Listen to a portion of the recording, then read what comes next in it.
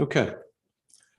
Welcome, everyone. This is the meeting of the Mayor and Council of Princeton, New Jersey. It is April 11th, 2022. Madam Clerk, could we have the meeting statement, please? Yes. Notice of this meeting was provided in accordance with the requirements of the Open Public Meetings Act and state regulations governing remote public meetings, including the time, date, and location of the meeting, and clear and concise instructions to the public for accessing the meeting and making comments. In addition, the agenda and all related materials were posted electronically and made available to the public on Princeton's meeting portal in advance of the meeting. Thank you. Could we have the roll call, please? Yes, Ms. Perron-Lambros, Ms. Niedergang, Here. Mr. Cohen, Here. Ms. Fraga, Here. Ms. Sachs, Here. Mr. Newland, Here. Mayor Frida. Here. Thank you. All right, first up, we have two sets of minutes, February 10th, 2022 and February 12th, 2022. If someone wants to make a motion to approve, Leticia, thank you. Eve's got the second. Yep. I have a correction. And I'm sorry, I don't have the minutes right in front of me, but they're in the first set of minutes. There was some reference to, it said working class housing, and really the term that was used was workforce housing. Okay. I'm sorry, I don't have it in front of me now, but that was a correction that needs to be made. Okay, so can you email that to me? Yeah. So I can bring that up. Yes, thank you. Any other questions or comments on the minutes? All right, seeing none, all in favor with that change that I'm sorry, Eve? Oh, Eve. yeah, we're just voting. Okay, sorry. All in favor, please say aye or raise your hand or whatever. Okay, there we go. Minutes are approved. All right, public comments for items not on the agenda. Do we have anyone in the audience tonight that has a comment for an item not on the agenda? And Adam, looks like there's a hand up. Okay, bringing over Lauren. Okay, thank you.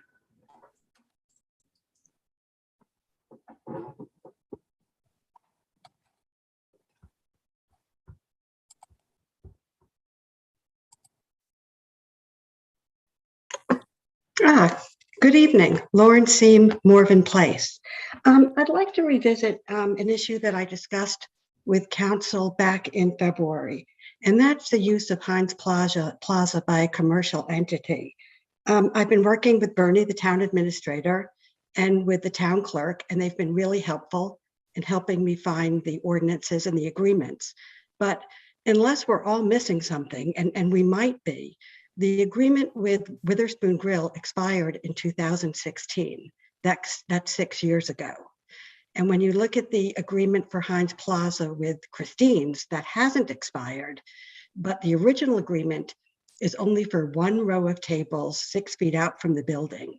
And even with the COVID extension, the town's COVID extension says the total number of seats with the COVID extension cannot exceed the seating capacity that the restaurant was given.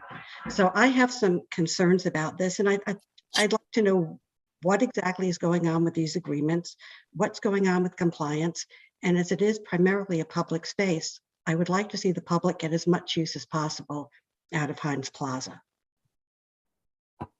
Lauren, thanks for bringing that up. Bernie, is that something that you and others on staff are? Yeah, so we are working on that, Mayor, and I have been working with Ms. Seam on that.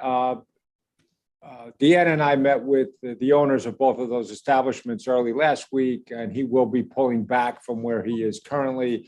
I am also working with legal on the agreement. She is right, as far as we know, that the one agreement may have in fact expired in 2016. So we are working with legal on that. So it's all in the works, but I don't have an answer for you yet. Okay. All right. So as long as it's on our list, and we are. Thanks for reporting that you already met with the owner recently. Okay. All right. Is there anyone else in the audience that has an item, public comment for something not on the agenda? All right, I think we had 2 emails. Hang on, let me see if I can find those. I had them in a safe place on my desktop somewhere. Here we go. All right, so we had 2 emails. First one was, this one is on the historic district, which is coming up tonight, I believe. So that's that. And the other one is on, both of them are on items coming up on the agenda. So never mind, we'll bring them up then. All right, so I don't see anyone else from the public with their hand up. So we'll move on to announcements and reports. Council announcements and reports. Eve. Thank you, Mayor. Just a few items. First of all, I believe that the new code enforcement officer is starting this week. Is that correct, Bernie? Okay, very excited to have her. And Jim is also nodding to have her. Today. Excellent. I wanted to fudge things a little bit because I wasn't sure if it was today. Anyway, so that's great. And among other things, this person will be tasked with enforcing the sustainable landscaping ordinance, which right now we're in a period when gas leaf blowers and other gas powered lawn equipment are allowed. Starting May 15th, they will no longer be allowed for a period of some months until fall leaf season. We don't want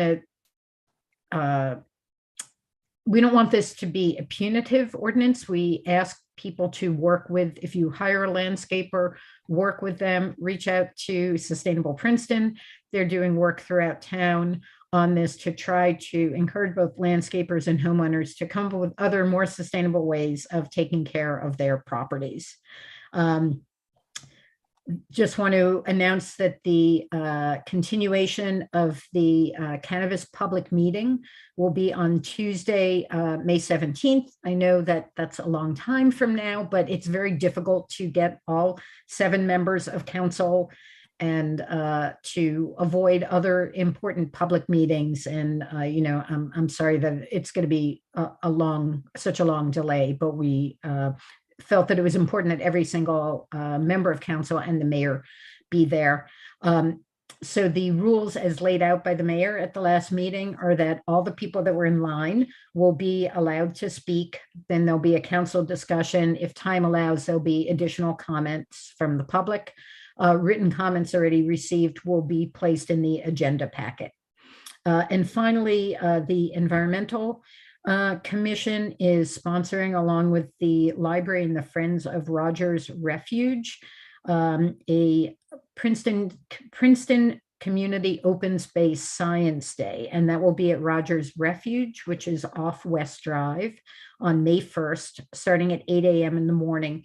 And it's an opportunity for members of the community to help us with our environmental resource inventory using a phone app called iNaturalist.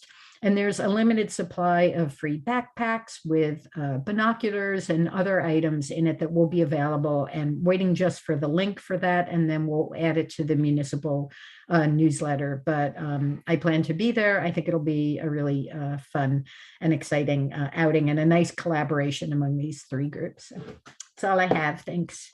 Thank you, Eve. David? A couple of things. First, Pedestrian Bicycle Advisory Committee report. I wanted to draw people's attention to the correspondence that is a little bit further on the agenda. It's a really thorough and substantive set of recommendations for Witherspoon Street, many of which don't have anything to do with bike lanes. I think it's a quality set of recommendations, and I hope some of them will be able to be implemented. April 19th from 6 to 8 p.m. There's an informational meeting at Johnson Park School regarding the Safe Routes to School upgrades to Rosedale Road generally, which will also talk about the specific proposed upgrades to the intersection of General Johnson Drive and Rosedale. And I also wanted to mention that the weekend of May 14th to 15th, The East Coast Greenway fundraising ride is coming through Princeton again. They came through last summer. It was really great. We had, I think, over 300 bicyclists who came through and really enlivened the town for that evening. And we are hoping to get support again from the merchants in the community to have special menus for restaurants and some programming for those riders. But I also wanted to mention that the Greenway is in need of volunteers to help welcome the riders in on Saturday afternoon and get them off on their way again on Sunday morning. So anybody who's listening, if you're interested, you can go to the www.greenway.org website, and there's a link to sign up to volunteer. And then the one other thing that I wanted to touch on for the Flood and Stormwater Committee, again, this is an item that's on the agenda, is a resolution to approve contract with a consultant who will be doing phase 1 of a study to investigate whether a stormwater utility is a good solution for Princeton. And it's a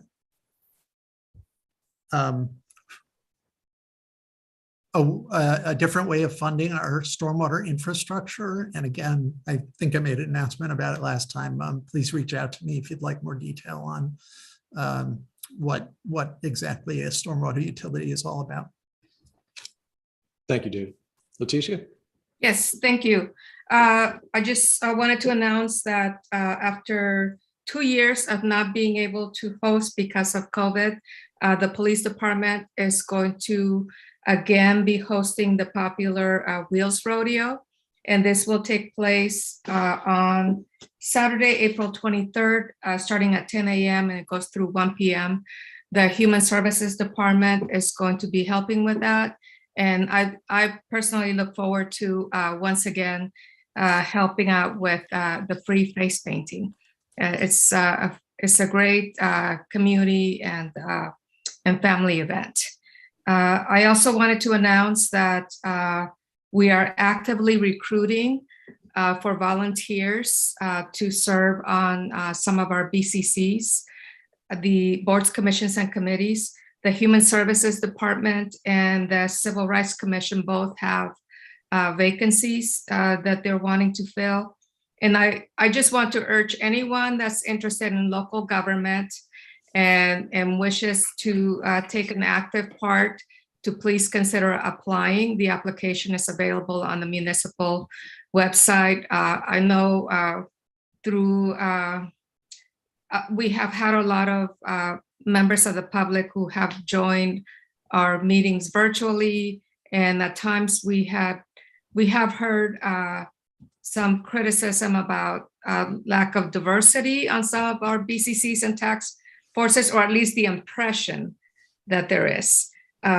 We are always striving to be inclusive and to be diverse. I believe that there is, but we could always do better. So I want to encourage everyone and anyone that has been engaged to please consider volunteering to serve on our BCCs. The application is available on the website, and anyone that's interested can actually rank by choice of interest. And we're always taking applications, even when we may not have vacancies. We do keep the applications on file for when there is a vacancy to fill. That's all I have. Thank you. Other council? Eve?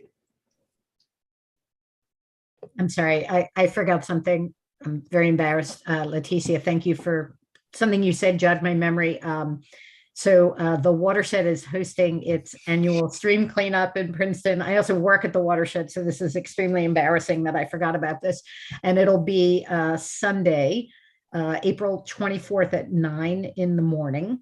And this year we're meeting on Bunn Drive to clean up the woods around on either side of the road. And people may say that it's not adjacent to a stream, which is true. However, water runs downhill and everything that's in the woods goes down along with the water. So a lot of plastics and other things end up in our bodies of water that come down off that hillside. So please join us. Please register at the watershed website, and it's been also in our newsletter, so you can get it through there. We already have like 130 people registered, but the more the merrier. Okay, thank you. Thanks, Eve. I think they're meeting at Hilltop Park, right? Yes, that's correct, and I did not say that. Thank you, Mayor. Okay. Wow, I'm just making it worse. Michelle, you had your hand up? Yeah, thank you. I want to take this opportunity to mention an organization that is driving right now for more volunteers, and that's Share My Meals in Princeton. Kind of watched this nascent organization grow over the past couple of years. Together with many of my council colleagues, we've been involved with seeing them help food insecurity and also at the same time create an organization that is environmentally sensitive as they take food waste by recovering and delivering healthy meals to the community. So they have, over the past 2 years, delivered 120,000 meals to 205 food insecure families. They're looking for volunteers, so I just wanted to mention that at sharemymeals.org. Another thing that I want to bring up tonight is that the Princeton Business Partnership, which is our new special improvement district, will be publishing their meeting schedule for board meetings. In the beginning, they're going to meet every other week, and these will be open to the public and they'll be held in person. More information about their schedule is coming up, and I'll be announcing that and we'll be posting it. And also there'll be many committees set up and open for business owners and residents to sign up and participate. Thank you. Thanks, Michelle. Mia. Yeah, I just wanted to mention that earlier today, I met with the newly formed Princeton Dog Park Alliance, which has now received their 501c3, and they've raised quite a few $1,000s, I think about $3,000. So I wanted to congratulate them.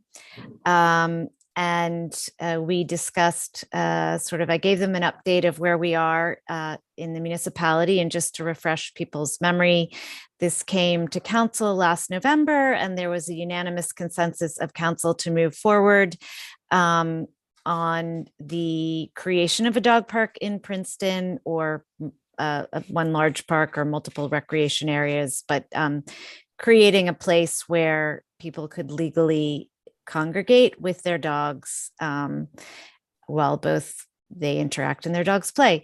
So, and we directed staff to review the recommendations of the task force and to review the different proposed locations. And we are awaiting the staff's response, and we do hope that they will move forward expeditiously and come back to us in the very near future with their response to the recommendations of that task force.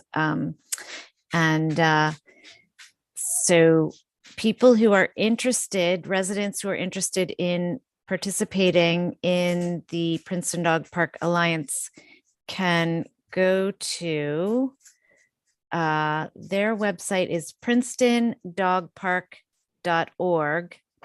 And if you just type Princeton Dog Park Alliance into Google, you'll see there actually are quite a few articles about them. And they would love to have new members, and the town will be partnering with them in a public-private partnership when we figure out our location or locations. So that's all. Oh, one more thing. I did receive a call over the weekend from a resident of the Harriet Bryant and Elm Court housing complex, and they were concerned that the route that we currently have established for the freebie is not optimal for their needs. And I was very concerned about what was related to me. So I just wanted to reassure the residents there that we will be reviewing this and seeing what we can do to reassess how the route goes through town so that we can make it easier for them And so they don't have to be on the bus for such a long time. That's it. Thank you, Mia. Any other council announcements or reports? Leighton. Thank you, Mayor. Just a few quick ones.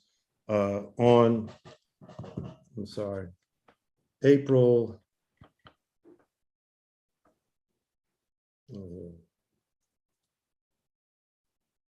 30th, Corner House will have their 50th anniversary celebration at Beatensburg Country Club. And if people are interested in attending or perhaps even making a donation to a worthy cause of drug prevention for children and drug awareness, the website is www.cornerhousesite.com. And again, that is their 50th anniversary or celebration, which will be at Beatensburg on April 30th. Also, just want to make a note that a week and a half ago, I participated in Champions Week and accompanied Frank Del Nesno, who was a Meals on Wheels driver, to 6 of his stops in Princeton, West Windsor, and Lawrenceville. And what I found out was there is really much more going on than just delivering Meals on Wheels. What I saw was that he had relationships with each of the 5 people that we drop meals off to, from talking about their children to their physical therapy to actually the New York Yankees. So I just want to give a shout out to Meals on Wheels, and especially the volunteers who spend their time on a daily or biweekly or sometime once-time weekly basis to visit people's homes and not just deliver their meals, but to care for them by showing them someone does care. And one other thing I just want to say is that we all should pay a little bit more attention to building community. And sometimes we all have to work a little harder to build community, and it takes sometimes going out of our way. Usually on a daily basis, I have coffee somewhere else in Princeton. So I just want to encourage people to, even though you can make coffee at home sometime or have lunch at home, find out who's in your community that does business, that cares about you enough to have a business in an entrepreneur way, and go out and spend a few dollars at various places to build community. So if you would today, I'm going to recommend Lily Pies at the shopping center. Say hi to Jen. And also Arlie Raw Blend up on Nassau Street. Say hi to Brian. They do good vegetable juices. And at Jen's, they have coffee and breakfast and a bakery. And both of them are owned by entrepreneurs. And they're great places to visit. Thank you, Mayor. Thanks, Leighton. Any other council reports or announcements? Okay. Why don't we get into our municipal budget? Here we go. So why don't we introduce ordinance 2022-09, an ordinance to exceed the municipal budget appropriation limits and to establish a cap bank. Sure. Michelle's got the motion. David's got the second. Sandy, you're on. So this ordinance, we have spending limits in place, budget appropriation spending limits. And so this year, the cap levy or the spending rate was 2.5%. This ordinance allows us to go up to 3.5%. And then we can bank this extra money for the next 2 years if we need it. This year, we did not need to break into the banks that we currently had. So it's just sort of a safety net that's there in case we need it. Okay, thank you. Council comments, questions? Okay, anyone from the public have a comment or question on that? All right, I don't see any hands up. Dolores, can we do a roll call vote on this, please?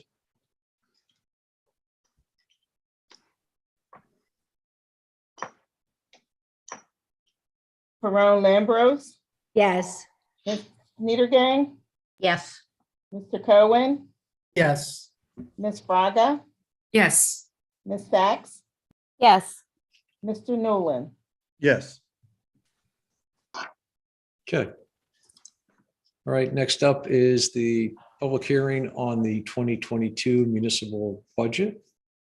Sandy, are you taking us through that or? I can or Michelle can. We have a small PowerPoint to go through.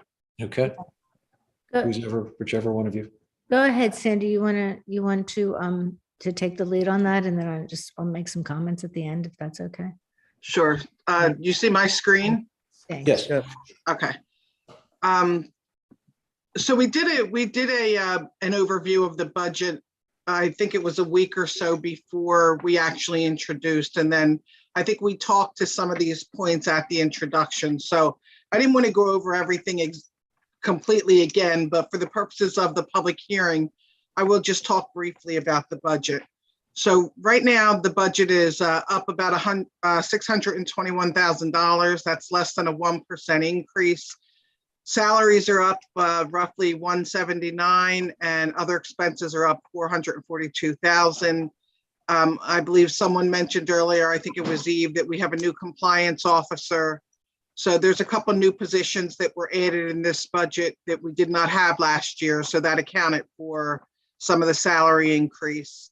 In addition to the cost of living increases for both bargaining union contracts and the non-contractual employees.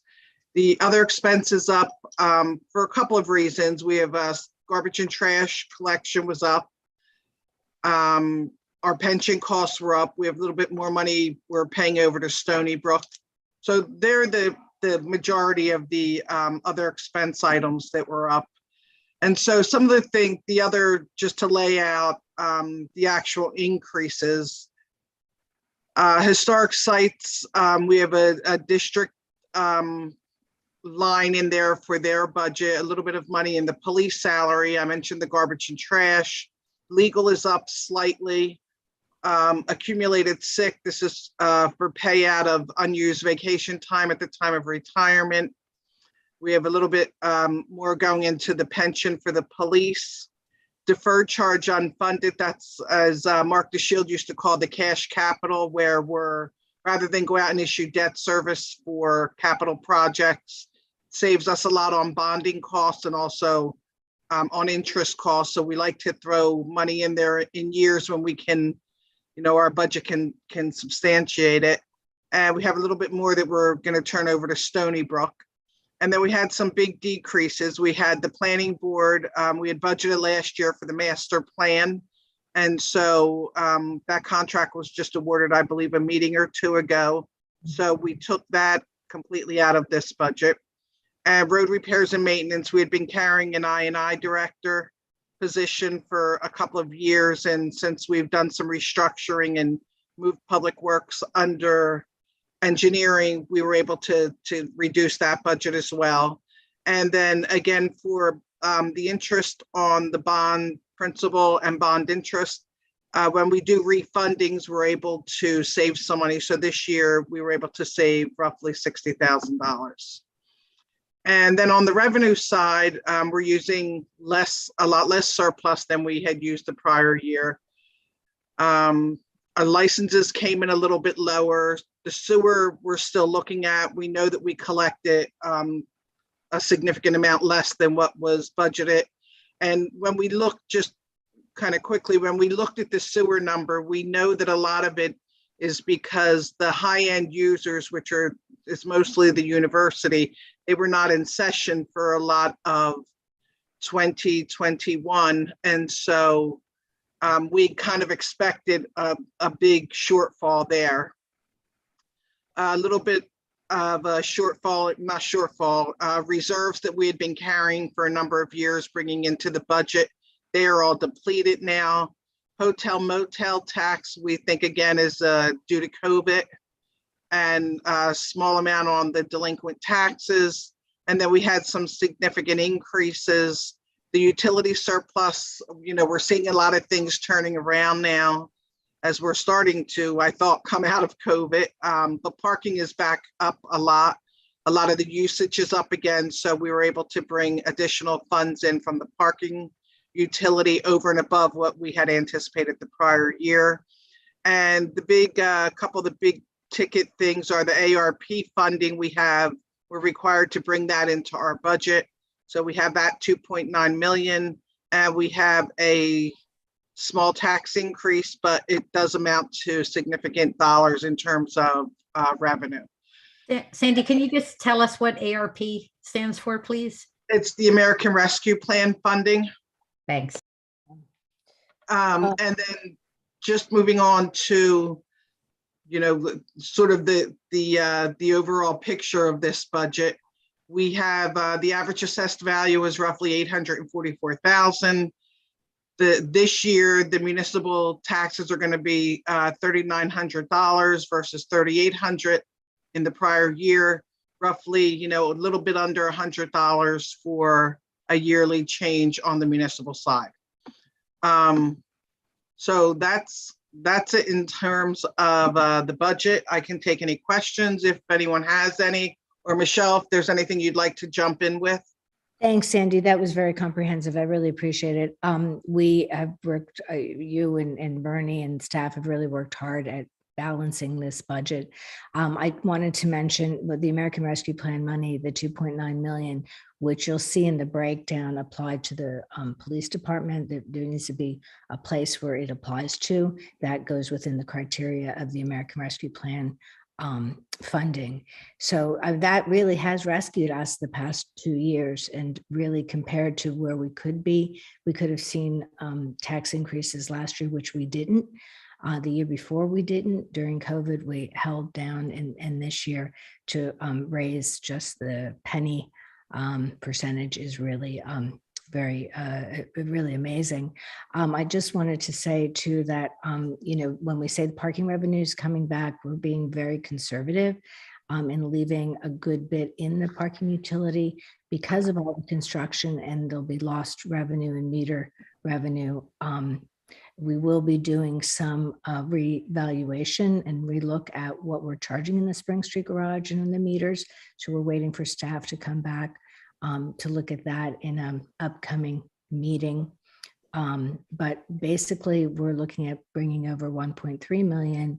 In normal years, it was 1.8 million. And last year, I think it was 500,000. So it was really way down. And that, really hurts the non-tax revenue.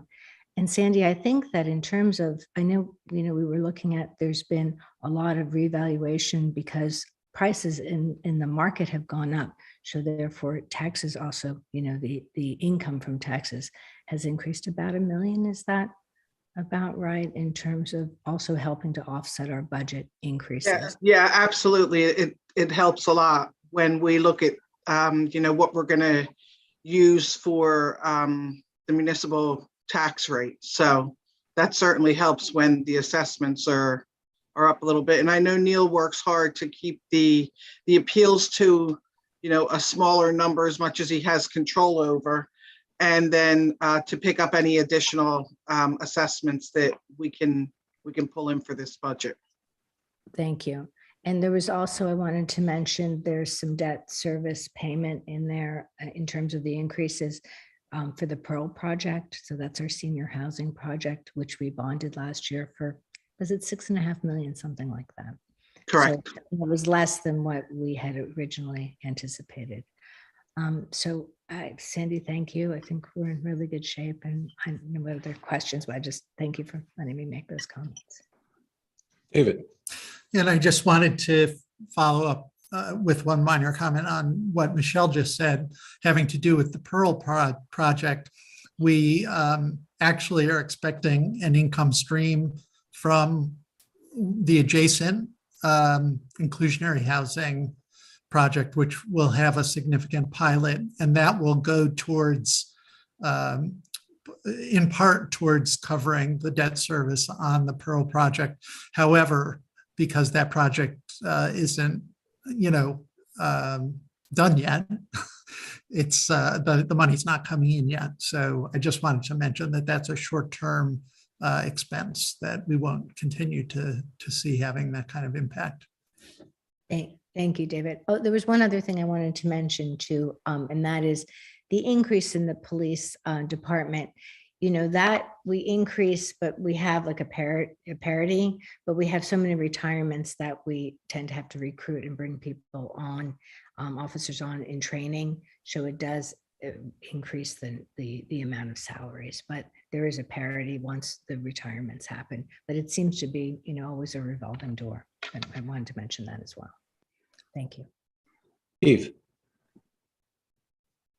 Just a quick comment. I want to thank Michelle for her leadership on the Finance Committee and Sandy for her hard work, and just remind everybody that, Princeton is one of, I don't know how many municipalities in New Jersey that has a AAA rating, which keeps our costs, as low as possible so that we can bond for things that we need to bond for, such as open space and other types of things at just the lowest possible cost. And that really makes a difference for us. So just wanted to point that out. How many other municipalities in New Jersey have a AAA rating? Sandy, I bet you know that.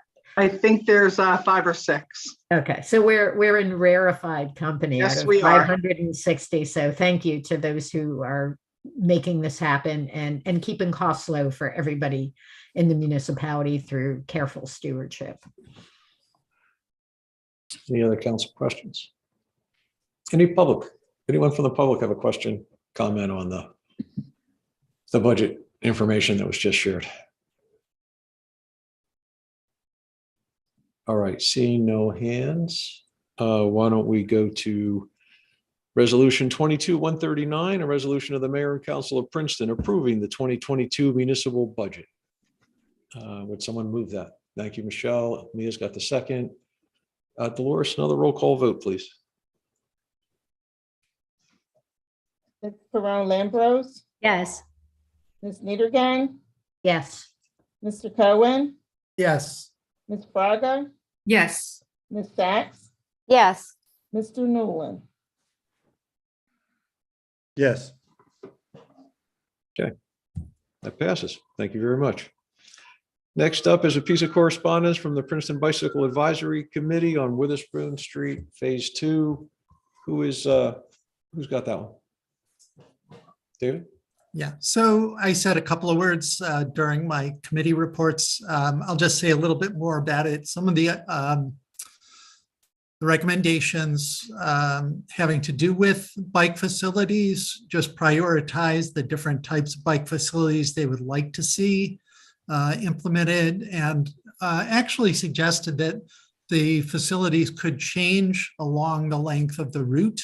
So in some places where we have some more room, we might be able to do something different. And that, in fact, putting the entire route, the same exact kind of facility along the entire route is probably not quite as good at traffic calming as having facilities change along the route. So it's a general recommendation and something that may come into play in Phase 3. I know we're going to hear a little bit more discussion about Phase 2 later on, so I won't belabor that. Recommendations for pavers as being more easily maintainable. So it's a higher first cost on the sidewalks, but a lower life cycle cost. And so that's something that they would like to see happening. Raised sidewalks at the cross streets is something that the staff has already proposed at some of the private cross streets. Last time we talked about it, they were going to take a look at maybe whether it was possible to do that on the public side streets as well. So I hope we'll hear a little bit about that from the staff report. So it's a detailed report. I just encourage folks to take a look at it. It's in the packet, but I think those are the high points for me. Okay, thank you, David. Any council questions or comments on that? Leighton?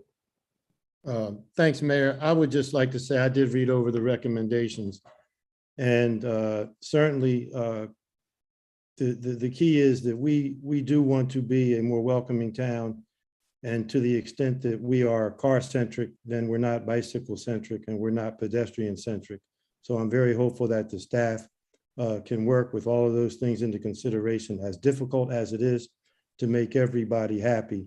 I am very hopeful that we can do just that with the dimensions between bicyclists, pedestrians, and the cars. And I think that some of the recommendations that the bike committee made are good recommendations. And I will start with the 15 mile per hour situation. I think that would go a long way into making everyone more safer on the Witherspoon Street corridor. Thanks, Leighton. All right, seeing no other comments, we have 2 work session items. I've been told that we're going to have 2 presentations on the 2 different items. Each one is a 15-minute or less presentation. Just saying that right up front so people remember.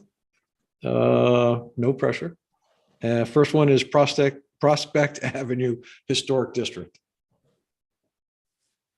Michael, is that you? I'm going to kick it off, Mayor. Thank you. Okay, good evening, everyone. I'm speaking to you from the former and the future Prospect Avenue, as you can see behind me. Something that we've all been proud of, and we will be proud of in the future. I wanted to report to the council and to the public that this is regarding the Prospect Avenue Historic District, which is known in the current master plan as the Club Row Historic District. It's located along Prospect Avenue from Washington Road to Murray Place. At a regular meeting on January 6th of this year, the Princeton Planning Board reviewed a proposal by the Princeton Prospect Foundation to establish the Prospect Avenue Historic District. The proposed district was evaluated for its consistency with the Princeton Community Master Plan. The proposed historic district is referred to in the current master plan as the Club Row District, which is the eating clubs, the famous eating clubs along the street. And it is recommended in our current master plan for local designation as a historic district. It was reported to the planning board that presentations in July and August of 2021 were made by the Princeton Prospect Foundation to the Historic Preservation Commission. And by resolution dated November 15, 2021, the Historic Preservation Commission of Princeton formally endorsed the establishment of this historic district. The planning board action then, by unanimous vote, the board determined that the proposed Prospect Avenue Historic District is in fact consistent with the goals and objectives of the Princeton Community Master Plan. It was noted that the planning board had previously endorsed the concept of this historic district as a result of the successful outcome of the site plan review for the new Princeton University Environmental Studies and School of Engineering and Applied Science Complex. This impacts properties, historic structures at 91, 110, 114, and 116 Prospect Avenue. You'll hear about that and some other details in a brief presentation that's going to be made by Clifford Zink, who is a member of the Princeton Prospect Foundation. And at the end of this presentation and discussion, it is staff's recommendation and request to council that council direct us to formally draft an ordinance to create the district. So Clifford Zink will be joining us now to make a presentation. Okay.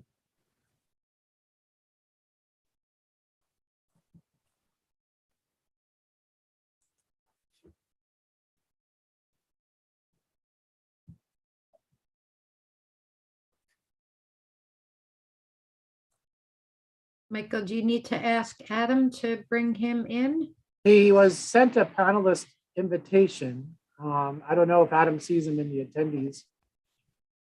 He is in the attendees and he's got his hand raised. Okay, so he needs to be brought over, I guess.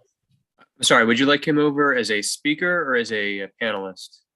Well, he has to do a PowerPoint presentation. Yeah, I see. And sorry, what's the name? Clifford Zink as a panelist. Thank you. Yep, Thank you, Adam.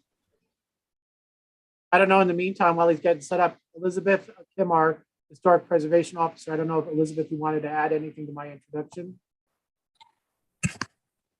Sure, yeah. So just to let the mayor and council know that according to section 10B-392, which actually talks about the procedures for recommending designation of historic district, Princeton Prospect Foundation came before HPC, Michael had said, in accordance to the standards as far as providing a nomination report with all the designated information. And it went through the appropriate protocol where HPC had unanimously recommended this to be designated as a historic district, and they had gone before the planning board. And again, as Michael has said, again, unanimously supported by the planning board. And that's why it is now coming to council, which is the last protocol for it to be reviewed.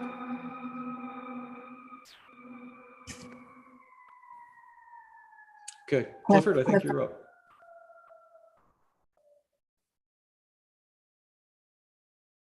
Hello. There you go.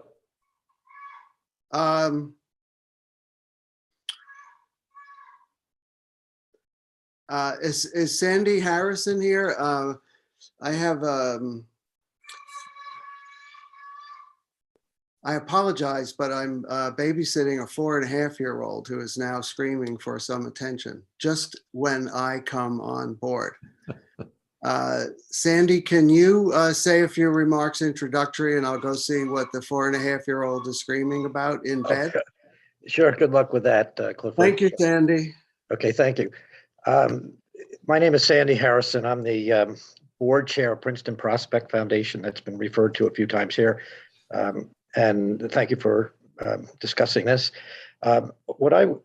Before Clifford does his presentation, I just wanted to emphasize one main point, and that is that often municipalities, in considering adopting a new historic district, are reluctant to do so if there is resistance from any of the property owners within the proposed district. And I would like to assure the council and mayor and everyone else on this call that that is not the case for the Prospect Avenue Historic District. And in fact, all of the property owners within the district, which are the eating clubs as well as the university exclusively, and none other, they're all supportive of this. There's not only not resistance on it, but there's affirmative support for this. And it's in writing.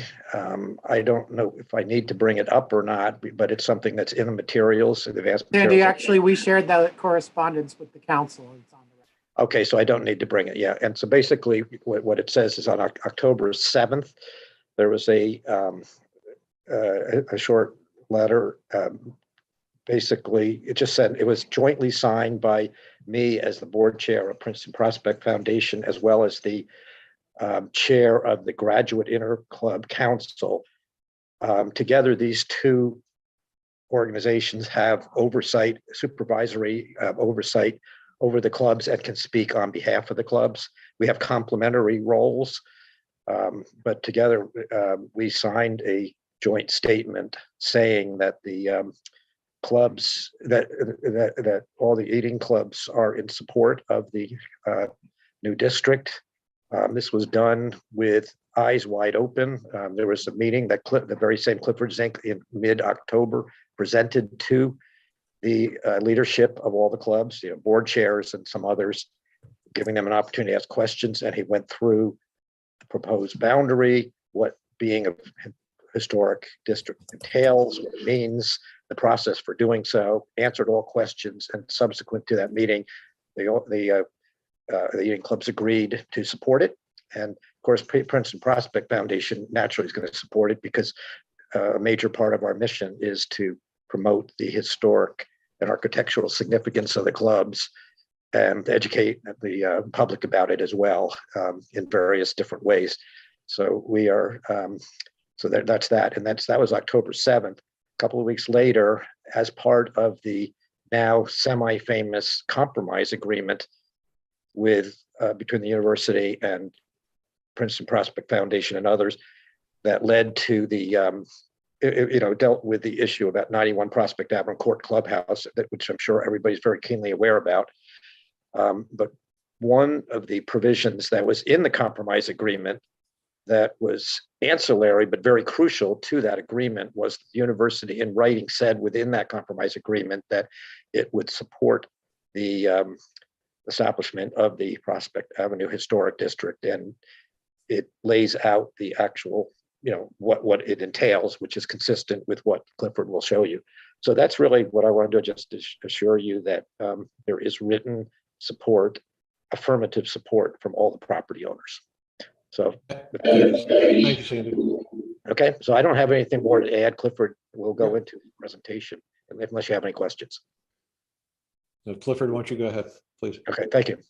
Thank you, Mayor and Sandy, and thank everybody for their patience. The 4.5-year-old, who is my grandnephew, needed to be tucked in. So hopefully all is quiet on that front.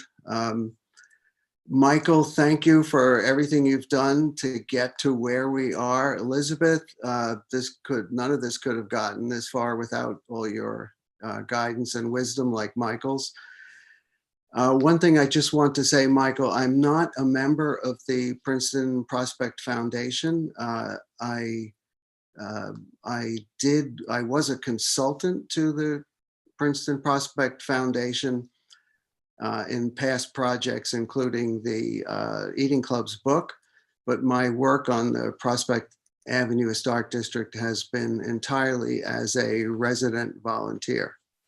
I just wanted to clarify that. So if I could share my screen.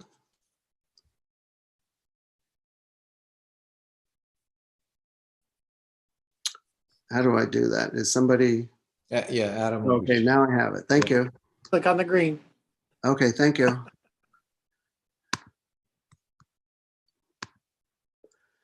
So as Michael and Elizabeth mentioned, the original proposal to declare this an historic district was in 1993. And what you see here is the original 1993 map.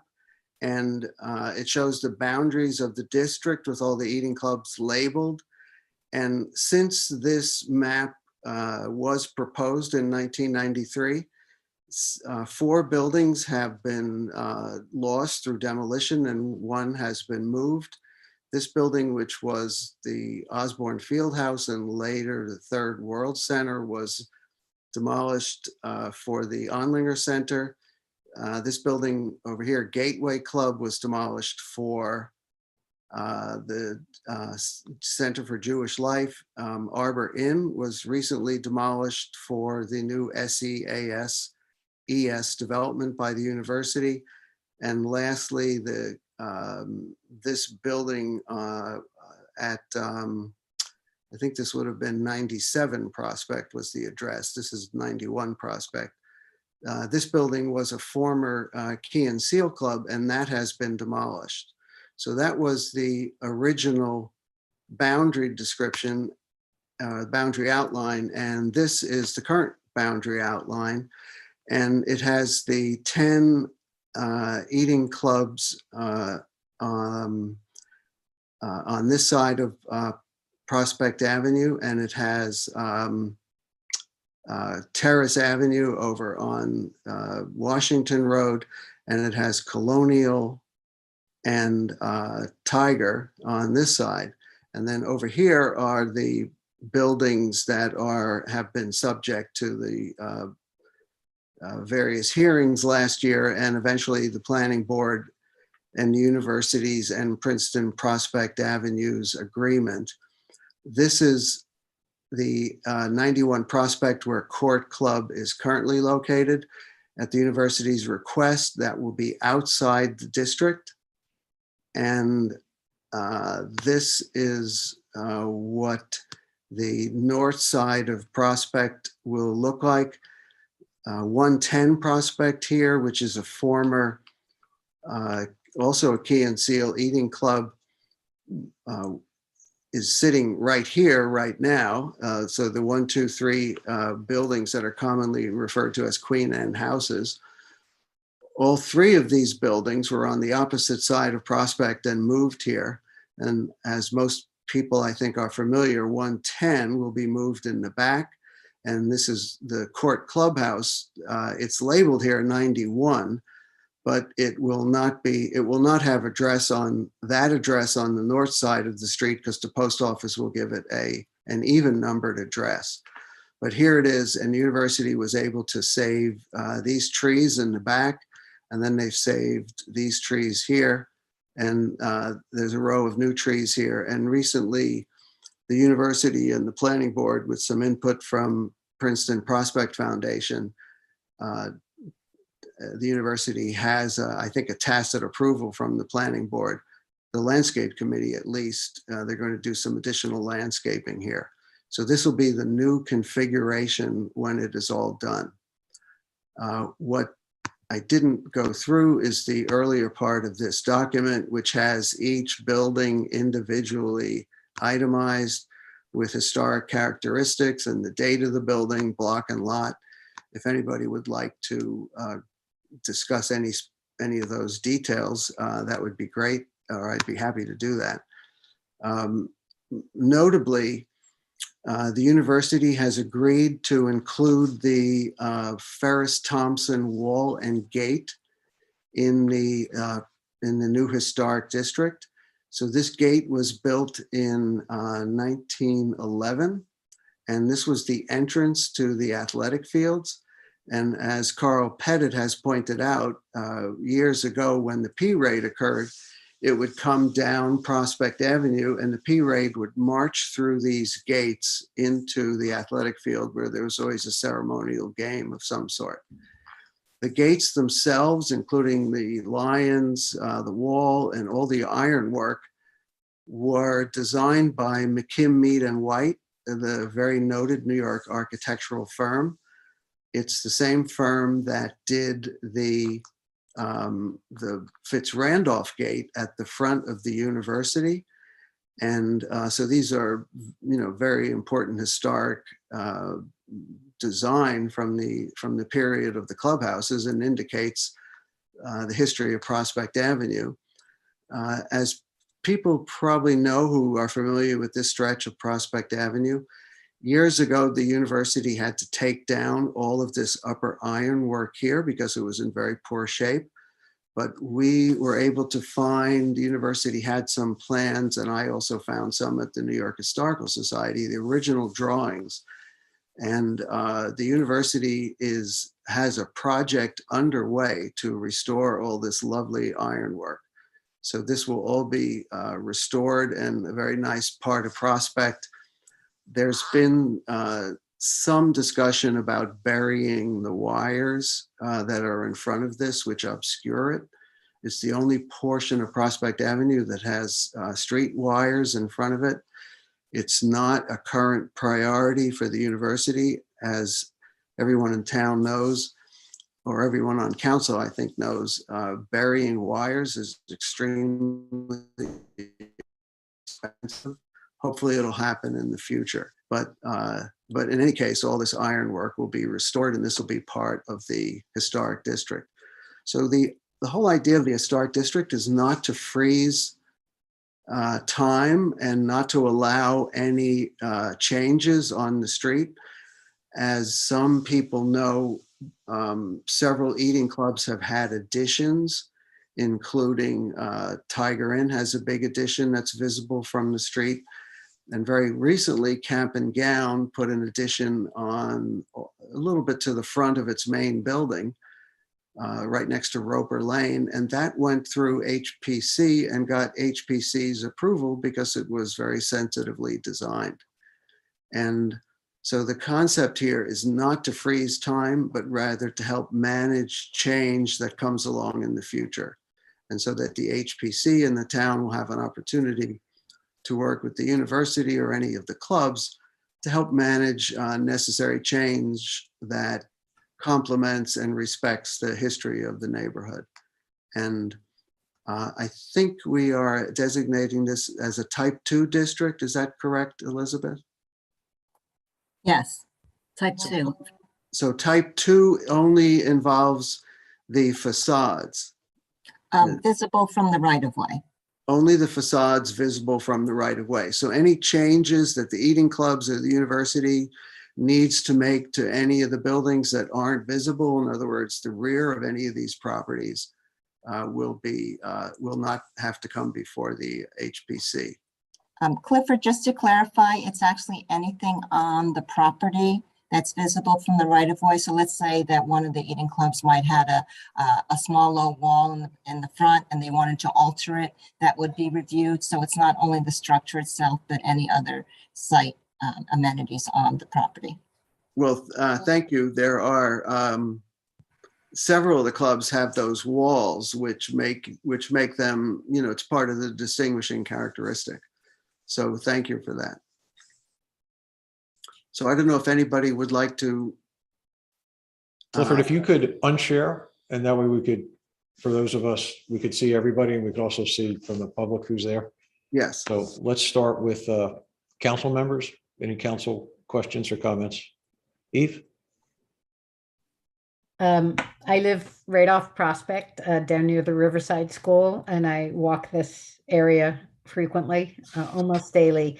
And I just wanted to thank you, Mr. Zink, for the wonderful report, which I really enjoyed. And I think my favorite part was on the role of African-American, our local African-American community in the eating clubs, and, reaching out to people such as Shirley Satterfield and Lance Liverman really, I think, enhanced.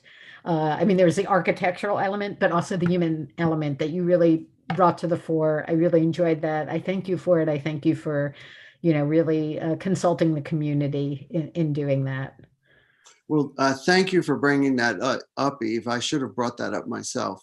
Shirley was instrumental on the HPC in, I had done research which had shown that that there was a very strong involvement of the Witherspoon Jackson community on the street over decades.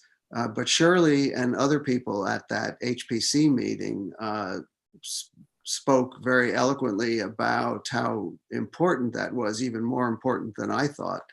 And so I went back, and Shirley gave me the names of about 15 people who either worked in those clubs, they're now quite old, of course, or who had relatives who worked in those clubs. And I was able to interview by telephone about 6 or 8 of those. And so I included some of that into the report. And of course, there are more stories there which could be brought out in the future, but it's a nice connection because Prospect Avenue provided, I think, some attractive jobs. There was, of course, a fair amount of racism in the clubs, as there was in the university and in the town. But there are examples of how these jobs were very meaningful for the people who had them. So it's very good to be able to get some of that story out. I also should have acknowledged Wanda Gunning, because Wanda Gunning did a lot of the original research that was in the 1993 proposed historic district. And so I was able to use that and build upon it with some additional research. But she did some really excellent research, as she has always done. And I'd like to thank her for all of her efforts on this. Other council people, Yep. Excuse me, just to say, Mayor, Yep. Councilwoman Mia Sachs and also David Cohen, Councilman David Cohen on the planning board, were also very helpful in, examining this entire project that went on last summer with the university. And, they were very open to a dialogue to allow the community, as was Louise Wilson, to allow the community to have a voice that eventually led to the university being willing to sit down with the planning board, PPF, and work out an agreement that Sandy alluded to. So it turned out to be a very positive outcome with no demolition, extra history, and the university has agreed that when they build their new Theorist Pavilion, that they will work to make the landscaping compatible with the rest of the streetscape. So thank you, everybody. I played a role in this, but this would not have happened, either the compromise or the historic district would not have happened without dozens of people involved. So they all deserve credit for this. Thanks, Clifford. Thank you, Mayor. Yep. Leighton? Thank you, Mayor. Mr. Zink, I too appreciate your report. I read it with great glee today, recognizing some names that I had seen before, and I do thank you and appreciate your work with Shirley Satterfield. The report was well-grounded in things that were near and dear to me, and things that I thought should have been well-grounded in. You did make the case a few minutes ago that there was a fair amount of racism during that time in Princeton, and I couldn't agree with you more.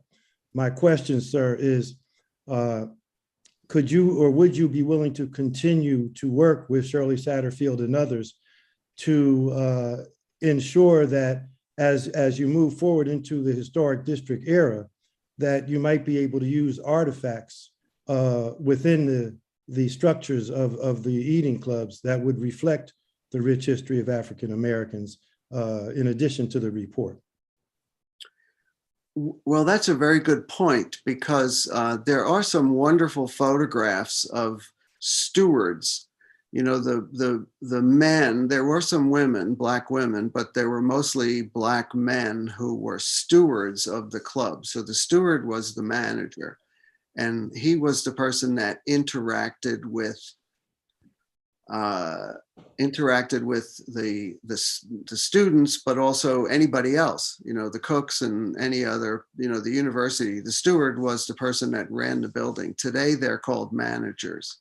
Right. And so, yes, some of those stewards could be, some of the photographs could be put inside. There's also a history of African-American musicians, particularly around the 1930s, including Louis Armstrong playing at the clubs. And the racism, like Marian Anderson, like her experience was they couldn't stay in the local hotels. And Shirley talked about the Black community taking in these Black musicians who were, you know, they played prom nights and lawn parties at the clubs, but they couldn't stay in the hotel. So some of that could be brought to light. That's a good idea. So that, because as you know, Leighton, it's a different world today. I think Sandy, am I correct? I think two of the clubs all have student presidents. I think two of the student presidents this year are African-American. Is that right, Sandy? Last year or this year, because they're in transition now to different leadership, but that's right. Yes, there's just been a lot more diversity in general too. Yeah, and I think there's one leadership of the clubs. I think there's one Muslim student who is a president, undergraduate president of one of the clubs. So I think that's a good point. You know, I could work with the Princeton Prospect Foundation and Shirley and see if we could bring some of those stories to light so that new undergraduates come in and they get to see some of that history. That's a very good suggestion.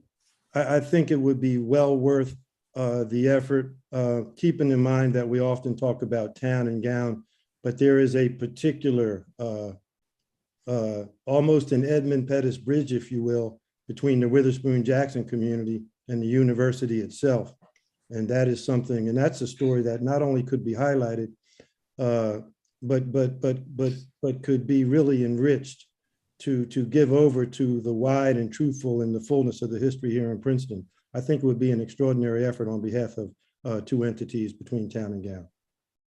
That's a very good suggestion. I had not thought of that. And we do have resources.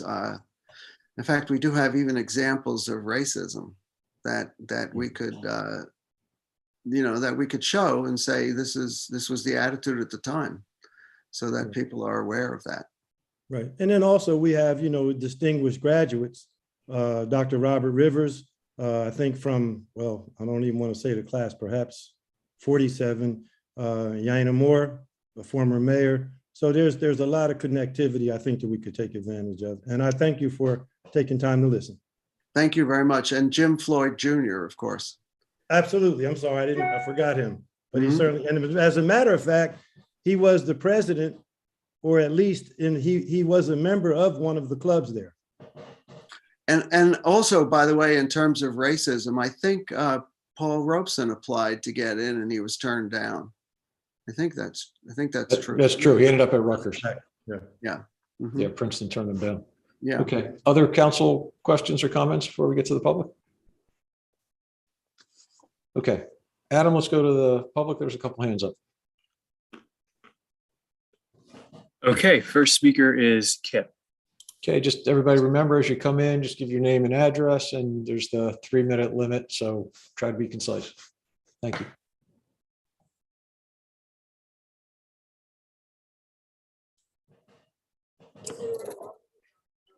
Okay, can you hear me okay? Yes, Kip. I'm Kip Cherry. I've recently moved from Princeton, but I was at 24 Dempsey Avenue. And I've been involved in this from the beginning, and I'm very happy about where we are. And I greatly recommend to the council and the mayor that the proposed Prospect Avenue Historic District be so designated based on its history and historic architecture under the requirements of the town's Historic Preservation Ordinance, Section 10B-392. Historic districts create a context for change around them. To put Prospect Avenue into context, this area represents a major period of change and evolution for both the town and the university and the country as a whole. With Prospect Avenue and its historic buildings, each eating club has a story of change and challenges that the town and the university share, both in terms of events in time now past, and in terms of the role of Prospect Avenue as a public street and as a transition area between the campus and the town. These events include the employment of segregated residents of the town by the eating clubs, the role of influential trustee and Buildings and Grounds Committee Chair Moses Taylor Pine, who had a tremendous influence over the shape of the university campus and was very supportive of the eating clubs in their construction, and Sally Frank and her hard-won fight for gender equality. And I think it took about 15 years for her to finally finish the whole effort, and it went to the Supreme Court, and they chose not to hear the final appeal. So that meant that women could be admitted to or were required to be admitted to the eating clubs. All are some of the important historic milestones that have taken place on Prospect Avenue. And of course, the street's imposing architecture as a continuum along the street is unique and important to preserve for posterity. Visually, Prospect Avenue creates a special foundation for further change, innovation, and understanding. The new modernist environmental sciences building, which will occupy 91 Prospect Avenue, just outside of the district, after the current 91 is formally moved, the Court Clubhouse, will contain the message, or will continue the message of change. I believe that the presence of Prospect Avenue sends a strong message to current and future students about the world in which they are moving that will be reinforced by the designation of Prospect Avenue as an historic district. This in itself creates a sense of purpose and creativity for the students yet to come, and as they follow in the footsteps of others. The new district will be seen every day by students and visitors who most certainly will see the history of the eating clubs as both a reminder and as an inspiration. This will send the right message to every person entering and exiting through the modernistic buildings being constructed every day. And the keystone of the district at the eastern end will be the Court Clubhouse, which is now on the National Register. In conclusion, based on the extensive information, I think this district qualifies very much for determination as an historic district. And I want to thank Q Wang, the Vice President for Facilities, and Ron McCoy, campus architect, for their tremendous negotiations with the citizens. And of course, without them, we wouldn't be here today. So their leadership has been really critical. Kip. Thank you very much. Thank you, Kip. Okay. Adam, could we bring in the next person, please? Okay, next speaker is Christine. Okay.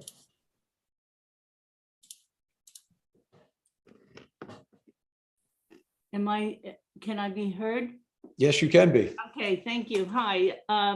Thank you for this opportunity, Mayor Frieda and council members. I'm Christine Lewandowski, and I am a professional planner in the state of New Jersey, and I'm certified by the American Institute of Certified Planners, and I served as your joint and township historic preservation officer for 26 years. I am so happy to see this whole project coming together. It's not just that it's definitely eligible for a local, not only a local, but a national and state district, but the fact that all of this community has come together, everybody has agreed to the site plan, all these facts and historical facts about the community have come out because of this project, and it's gotten bigger and bigger. And I think it's really great that, you know, I look forward to seeing how this will go forward in the future as the project progresses. And I just wanted to give my support, and that's what I have to say. Thank you. Thank you. Okay, Adam, we'll bring in the next person, please. Okay, next speaker is Michael. Okay.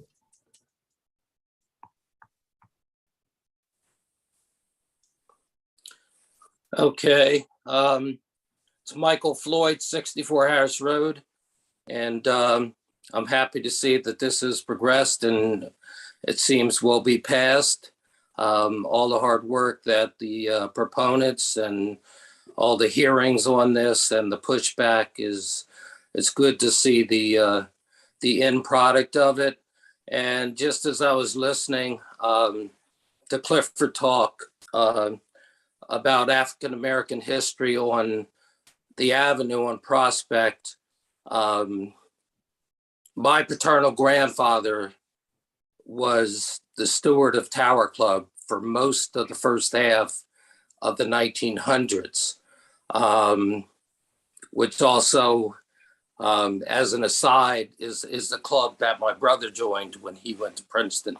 My grandfather was also the head chef at Princeton summer camp, first when they were down at the shore and they were bringing basically, you know, all white kids, low-income kids from the cities. My grandfather and Mr. Evan Penio were critical in bringing African-American children from Princeton to Princeton summer camp in Blairstown. People like the late Eric Craig or Romus Broadway, who were part of my grandfather's first class to go up there that Mr. Penio headed up. And lastly, as you talk about African-American history, my grandfather was for a long time the president of the Black YMCA. I know that history, which was in the building that is now the Arts Council. And he was associated with the YMCA in general for 47 years in Princeton as basically one of the lead African Americans in Princeton.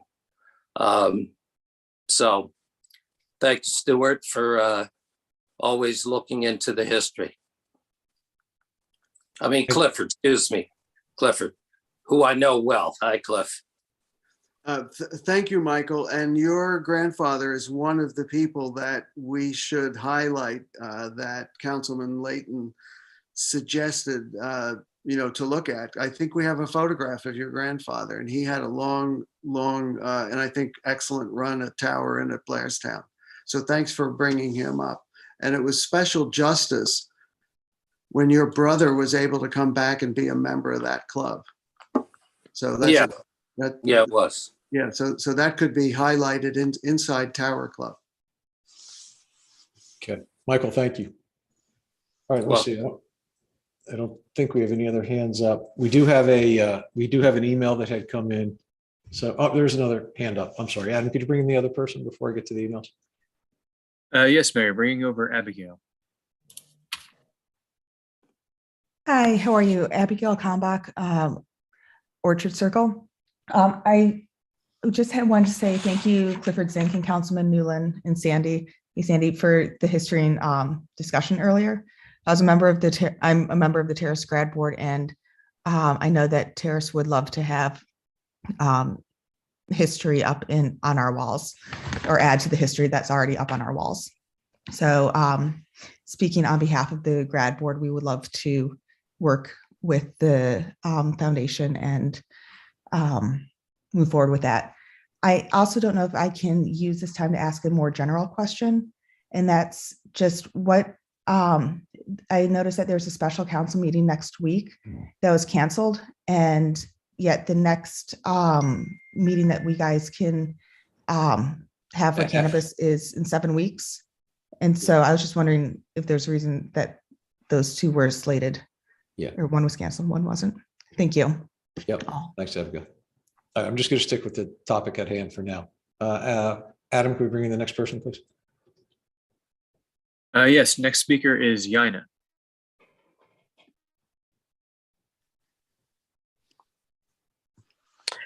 Thank you very much, Mayor and Council, for hearing this project proposal for a new historic district. I'd like to sort of speak a little bit to the history. Yeah, Yaina, just for the record, could you introduce yourself? Yaina Moore, 19 Green Street. Of Prospect Street, as it was mentioned earlier, that it was the pathway for the P-rate for many years until I think about the 80s.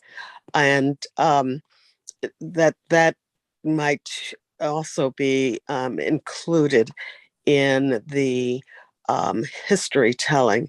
It's not something we discussed much during this process, and only I've been involved in it just the last year.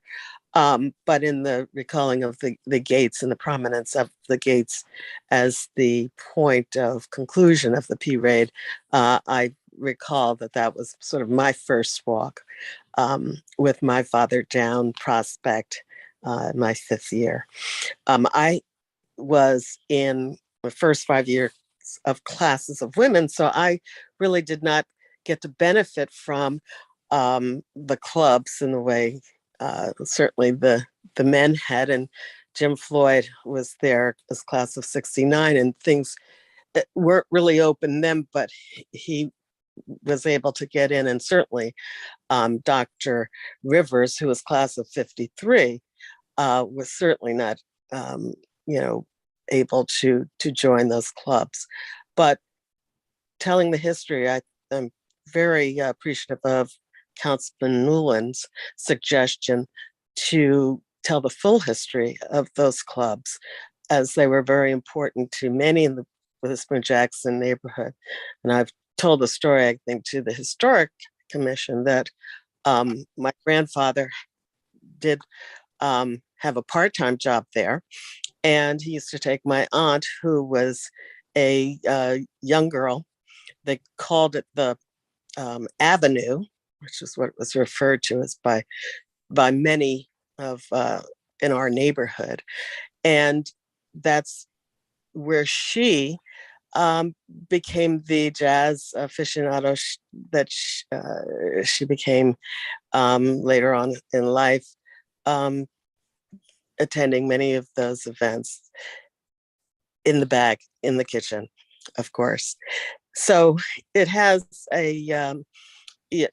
it has an up and down sort of position in my memory in terms of both inaccessibility and accessibility in terms of it being a street. But in terms of the use of the buildings, it's very important, I think, that we make more than just the buildings historic, which certainly are very important, but also the stories behind them. Thank you. Thank you. Thank you, Yana. All right, Adam, can we bring in the next person, please? Okay, next speaker is Lewis. Hello, I'm Lewis Hamilton, 28 Mary Place. And I just want to speak very briefly in support of the preservation of this historic district and express my gratitude for it. And I'm also a professional historian, and I think it would be incredibly powerful to preserve them, and especially in the way that Councilman Newland has suggested. My wife and I have lived here for about 12 years now, and we've seen the destruction of so many 19th and early 20th century buildings and homes in Princeton in just that short period of time. So I think this would be a very valuable gift for future generations. Again, just to underscore, especially with the complicated and powerful history that Councilman Newland has outlined. Thank you. Thank you. All right, I think that's it for hands up. All right, we have an email related to this topic. Let me just read that. Linda Schwimmer from Leebrook Lane wrote, creating historic district on Prospect Street where the eating clubs are located. Dear council members, I'd like to ask you to formally and publicly consider the issue of the impact on payment of real estate taxes before you proceed with supporting the designation of Prospect Street as a historic district. Generally, our state constitution requires that local real estate taxes must be paid uniformly, meaning that all of the property is assessed, and based on the respective value of each parcel of land, property owners pay their share of county, school, and local property taxes.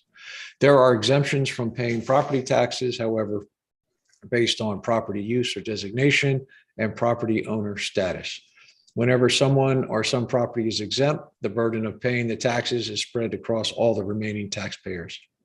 Princeton eating clubs have a limited history of taking advantage of tax exemptions and trying to avoid paying real estate taxes. Currently, Tower Club, a private exclusive social club, does not pay property taxes.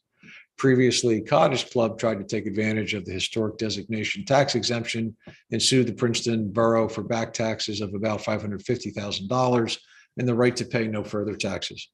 The Cottage Club lost its case because the state retroactively clarified its intent and strengthened its historic preservation tax exemption. Now, in order to be tax exempt, the property owner's function must relate to historic preservation, and the property must be open to the public at least 96 days a year. It is unclear, however, what the designation of the entire Prospect Street Eating Club block would mean for the tax exemption for the underlying properties, and whether any of these buildings would open to the public during the summer months in order to qualify with the tax exemption. If any of the eating club property owners or others in the proposed historic district area take any such actions post-historic district designation, the cost to Princeton taxpayers will be significant, as each of these building owners currently pays a range of about $50,000 to $115,000 annually in property taxes. I reviewed the various background submissions, proclamations, and related documents in support of declaring the historic district. In these documents, I do not see any discussion nor any official opinion from the tax collector or outside counsel as to the tax impact on taxpayers. Before the council moves forward with the proposal, I respectfully request that it obtain a legal opinion on the tax implications. I also request that it look into and publicly explain the legal basis for the current exemption that Tower Club is using. Thank you for your consideration. Okay, so we can, Bernie, we can have our tax assessor review that letter from Linda and come back with opinions on that. Okay. Yeah, thank you. Eve? I just want to follow up on that. It seems very unlikely. I've talked to multiple staff members about that over the course of the last 24 hours. It seems highly unlikely that this would allow any of the eating clubs to file such an appeal to enhance their appeal. But, you know, it's a good point to be raised, and we'll definitely check into that. But I just want to reiterate that, you know, I think this is a great idea, hard one. A lot of concessions on both sides, a really long process that has yielded a great result for, I think, everybody. And also just wanted to suggest, as we move forward in highlighting, you know, African-American history, that, you know, bring the Princeton Historical Society in as a partner. Maybe they can do an exhibit there that would be more accessible to the public, since, of course, you know, the clubs are not generally open to the public, although maybe there could be a day in commemoration of, you know, the demarcation of this as a historic district where the clubs might be open to, you know, to tours on a limited basis, in which maybe this history could be highlighted in place. But, you know, just to suggest the Historical Society as a partner for this. Thank you. Thanks, Eve. All right, so this was simply a work session on this. There's not a decision made this evening. So we will make sure that we address the tax exemption question by the time this comes back up in an ordinance form. Michael. Thank you, Mayor. I just wanted to address one of the comments made in the email. The reason why there was no discussion of this financial aspect of the concern raised by the resident from the Planning Board of the Historic Preservation Commission is because this proposed ordinance only affects the physical aspects of these sites, the architectural, historical, and other physical aspects, the structures on the site. And also, under the municipal land use law, it would have been completely inappropriate for particularly the planning board, to discuss financial arrangements or anything to do with finances, for the property owners. So I just wanted to make it clear that this ordinance is just about the physical characteristics and importance of these buildings. And they are on the state and national register, as well as in our master plan as deemed, as worthy of local designation. Okay, Michael, thank you. All right. I'm sorry, Sandy, did you have your hand up for a comment? Yeah, just two comments in this regard. One is in this whole process, at least from my perspective, the people I've been talking to, that the issue of property taxes never was even raised. I mean, that's just not part of the agenda at all in becoming a historic district. And also, just point of clarification, it was raised about the clubs maybe having tours. There already are public tours and open houses, although they have been suspended because of the pandemic. We're doing outdoor tours right now, but we hope to have open houses again, maybe this fall. And the idea of integrating the history of the clubs and the African-American experience of the club, that is something that we can explore doing. It may take some time to work toward that, but that already actually happens. Okay, that's all I have to say. Thank you very much. Okay, all right, Mia, and then we're gonna try to wrap this up. Go ahead.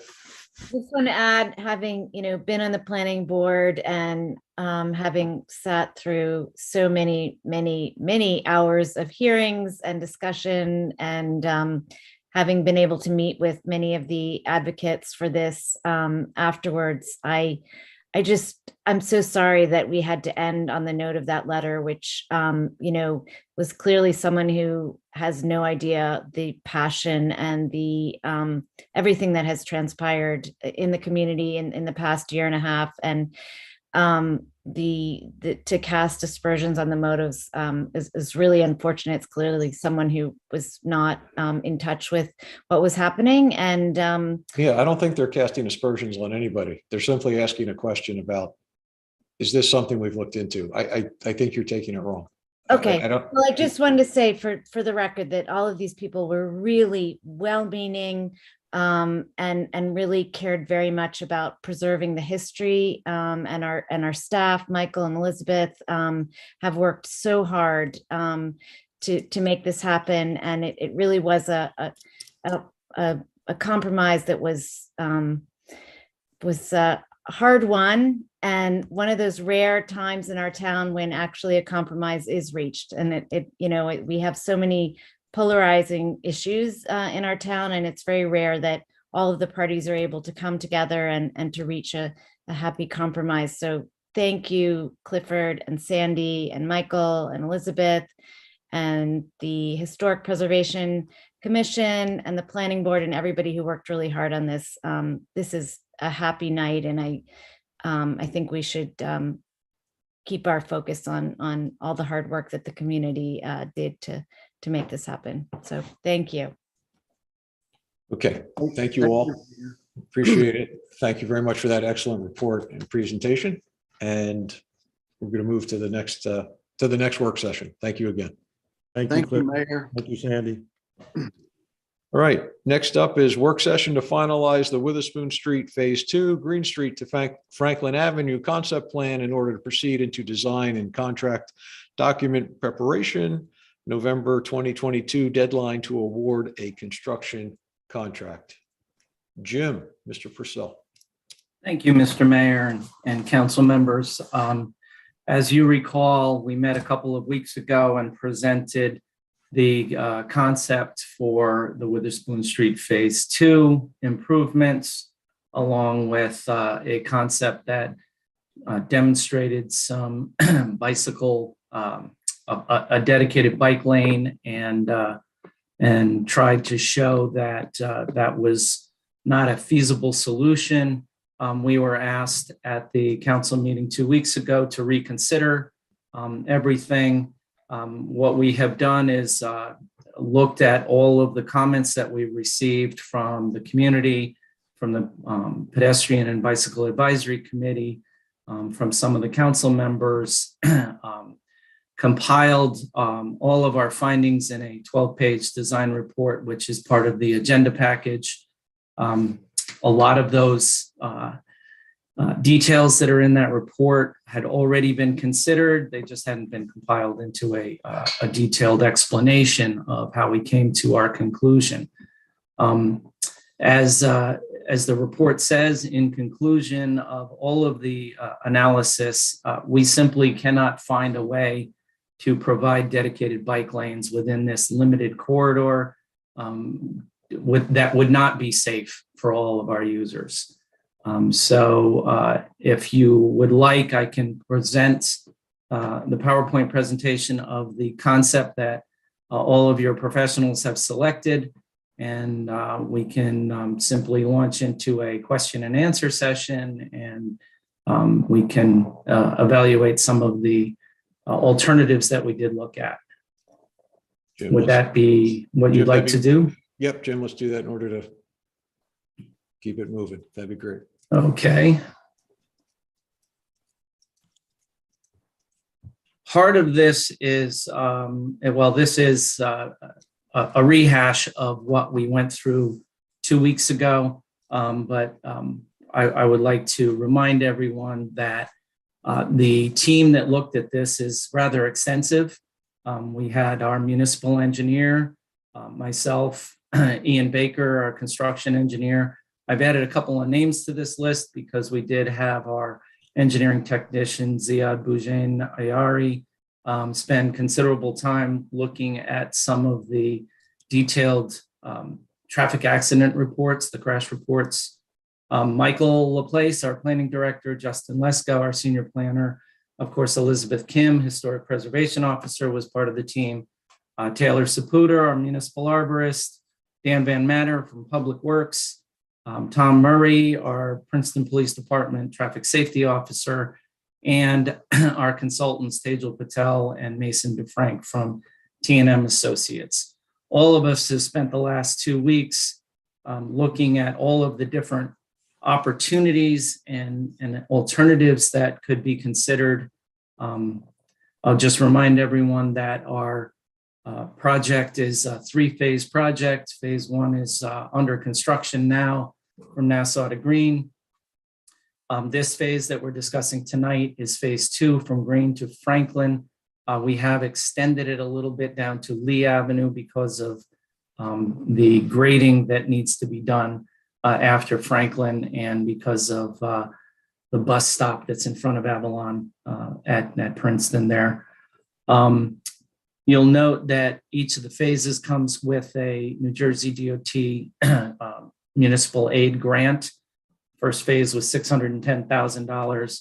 The second phase that we're discussing tonight is $625,000.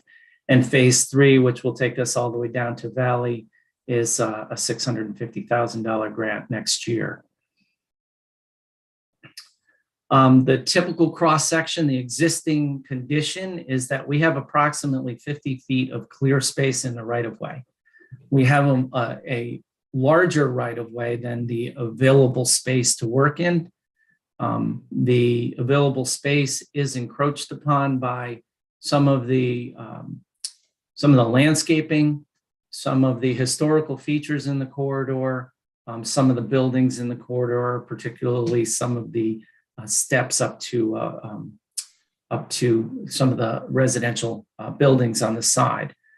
We currently have 30 feet wide pavement with concrete curbs, which include an 8-foot parking lane and 2 11-foot travel lanes. We have variable sidewalks, 4 to 6 foot sidewalks on both sides with pavement and landscaping and tree areas between the curb and the sidewalk.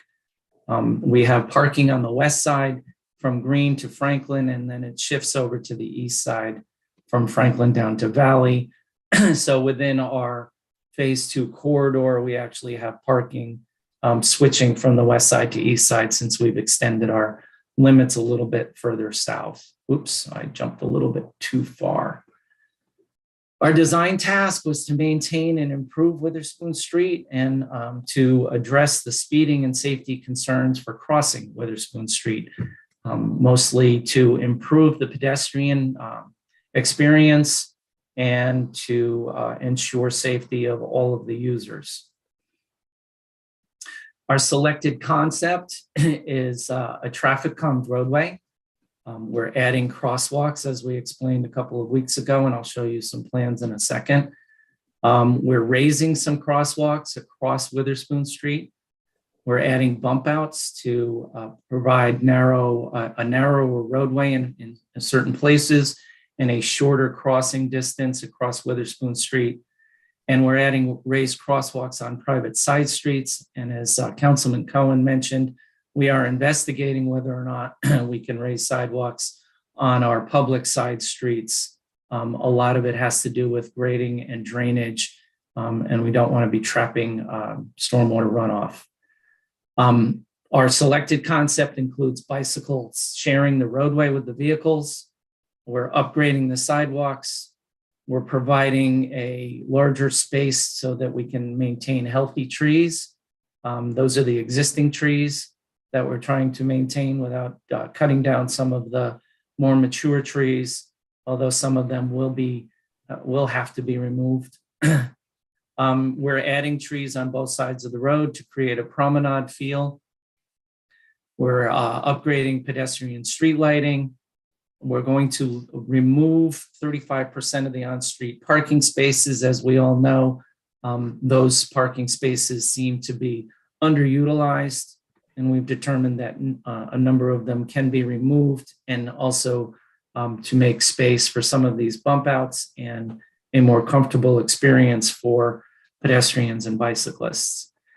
And then this selected concept also allows waste and recycling bins to be staged off the street for properties on both sides, because that wasn't a concern of some of the other alternatives where taking away the space for waste and recycling would create an issue with pedestrians and bicyclists. So what you see in front of you is the same concept that we showed 2 weeks ago, where we have going from the north to this, going from the south at Green Street on your right-hand side to the north. We have a bump out at Green Street to provide a shorter crossing distance at the crosswalk. We're showing a raised crosswalk at Quarry Street in front of the Presbyterian Church, along with the other two crosswalks on Quarry and across Witherspoon. One of the other objectives was to add the crosswalks in that are missing so that we can close the box, have crosswalks on each of the corners. We've also got a bump out in front of near Shirley Court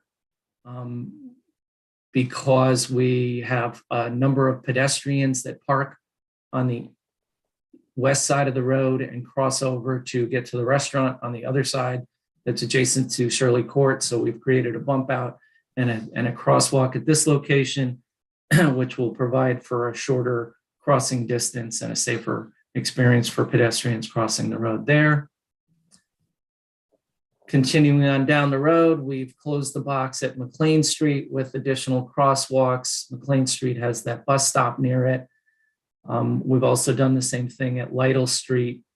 I'm going to jump back to Shirley Court for a second. You'll notice that we are going to have a raised pedestrian crossing across Shirley Court as well. And we're treating Tory Lane as a driveway so that the sidewalk is at the same elevation straight across as we're doing at Shirley Court. Similarly, we're doing that at Witherspoon Lane. We're going to raise the pedestrian way so that you can walk straight across, close the box with crosswalks at Lytle Street. We get to Clay Street, we're adding another raised crosswalk. So we've got two raised crosswalks sandwiching this area, which is going to help to calm traffic and provide pedestrians a safer crossing. Crosswalks again at Franklin Avenue and Clay Street. Those are existing crosswalks. We're just enhancing them. We're adding another raised crosswalk down at Lee Avenue with a bump out that will provide a shorter crossing as well. And then the crosswalk that is on the north side. So what we have existing is 5 striped crosswalks. We're adding 4 more so that we'll have 9. We have no raised crosswalks right now in the corridor. We're adding 3. We're reducing the number of parking spaces from 31 to 20. We do have to remove 13 trees. A number of them are in poor shape. They've been, particularly on the west side where they interfere with the wires, they have been using the nice term pruned by the utility companies. There are other worse terms for what they actually do to our trees, but they've caused and some of them suffer from diseases. And then we're adding 40 new trees. We do have to relocate 1 utility pole, and I'm not exactly sure where that is, but we're continuing the residential business waste bin replacement areas so that there's somewhere for garbage pickup to take place. As you all know, this corridor has utility poles that have to be accommodated. We are investigating where the best place would be to add bicycle parking. There are already fire hydrants. We noticed in the PBAC report that they suggest additional fire hydrants. We're consulting with the fire department and our fire code official about that. Adding fire hydrants does not necessarily provide additional safety, partly because they're connected to, well, mostly because they're connected to the same water main. And it really is the amount of flow that's available and the pressure of that flow for putting out fires.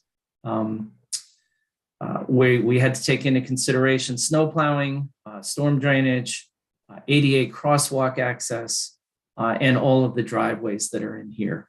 And we also note that PSE&G already has plans to replace 4 or 5 of their poles that are currently in this corridor, and they are in poor condition. So our request is that you approve us moving forward with design on this concept. The residents in this community have waited long enough for us to improve their corridor. The support staff, that we're asking that you support the staff to achieve that state funding deadline of November 19th. Please direct the Pedestrian and Bicycle Advisory Committee to explore north and south bicycle routes on parallel roads, which are which have more room than on Witherspoon Street. And we did meet last week with PSE&G, and I think that we now understand that undergrounding the utility lines is infeasible. And so we did have an idea that if utility relocation was desired, it should be decoupled from the project. We also discussed the possibility that we could build the underground infrastructure as part of the project for future undergrounding of the wires. But after our meeting with PSE&G on Thursday, I believe it was Thursday, Michelle was in that meeting, we've come to the conclusion that it's not going to happen. So that is the end of the slideshow. And I will stop sharing my screen once I get there. Yeah. Somehow. All right. Well, you're trying to do that. I see Michelle has her hand up. So Michelle, why don't you go and then we'll jump to David. Thanks, Jim. Thank you. Okay. So 2 weeks ago, I think it was, we asked, several of us asked for some time, and I have to just thank the staff profusely for really looking at this in depth. I mean, I know now a lot more now today about bike lanes and bike safety than I did a couple of weeks ago. I have to say, we looked back at the bike mobility plan, which was 2017, and the recommendation that they made then, even anticipating the development, is concept A. What I want to say is that it's just not wide enough of a road to have any type of bike lanes if we're going to have either parking or trees. The tree wells taking 5 feet on either side, that's 10 feet. The sidewalks take 10 feet. The bike lane takes 8, and then the traffic 22, that adds to 50. I've added that up many times in my head, and we've tried every which way. And I think in today's environment, needing to have the parking there is just not feasible to take it away. So the other piece, though, that I understood better after talking further is that the slowing the traffic down and the traffic calming is really going to have to be one of our solutions on our narrow streets in Princeton. Those raised crosswalks and bringing it down and maybe even posting it at 20 miles an hour, because everybody, if you post it at 25, everyone thinks, oh, I can go to 30. Maybe you post it at 20 and, you really keep it under 25. I see Sergeant Murray's on the call, so we can talk about the posting and the speed limit. The slower the traffic, the safer it is for the bikes to be mixed in. And then the other big concern I had was, and will continue to have, is getting the kids on their bikes going to school, even the little kids going to CP, the younger ones going with their parents. I remember the days when, we used to bike with the kids on the back of my bike and having the trailer and all that. And I just don't see that conflicting with cars. But I think that we need to have some real good rules and really get the word out, how to use the sidewalks and share them with pedestrians. We have the Wheels Rodeo coming up. It's a great opportunity. I know the police department reaches out to the schools and maybe working with the PBAC and the schools to really talk about safety on sidewalks and sharing it with pedestrians, because those types of bikers, are not going to be on the road. But I think even a cyclist like me, who's a bit of a fraidy cat, I can handle it if it's slow. So I just want to thank everyone for looking at all kinds of various ideas, and looking at how we could do this. But I think that I would say that this is the best solution in today's environment. Maybe someday when we don't have to rely on parking on the street, we can look at bike lanes again. But I think that that's just a restriping, right? But I think the one question I had, Jim, that we did, and I want to talk about the poles too. So let me answer that question about burying the poles, because we talked to PSE&G. Transformers would be above ground if you didn't have the poles. So even if you put the wires underneath, you'd have these transformers on top. The transformers have to be 10 feet from the face of the building. That would be in the traffic lane. So it's completely impossible. I mean, we looked at that every which way too. And in today's, I guess, technology that we have, hopefully there'll be a technology down the road that we can have that would allow us to bury the poles. I think we have to live with the poles, and we certainly want them to be maybe, along with the tree line so that they look nice. My question, Jim, that we didn't talk about is the elevation difference of the sidewalks being so steep next to the street. How will that be configured in the new design? Yeah, and I think we discussed that 2 weeks ago as well. In that area, we're going to have a lower sidewalk adjacent to the parking lane. And that's going to be ADA compliant so that if someone that needs accessibility will travel along parallel to the parked cars until the sidewalks meet, and then can travel back the other direction. We're going to have a lower sidewalk and an upper sidewalk. And then we'll have some protection so that the people on the upper sidewalk don't fall over the edge. But we haven't discussed what that would be. And I'm sure that the Historic Preservation Commission will want to have some input on what type of railing or protection that would be between the two sidewalks. So where the sidewalk is today and it drops down to where the parking is, I mean, there's a steep incline there. Right. Would we then have trees and then parking? We would not be able to fit trees in that area. That will all be sidewalk. Right now, it's paved with bituminous pavement, and we just build a wall where that bituminous pavement, with a 5 foot. Am I? I'm really better with pictures than I am with drawings. Well, the only picture I have is going to be that plan sheet, and it's not going to help you. It doesn't really help. I can draw you a sketch and show you tomorrow, Michelle.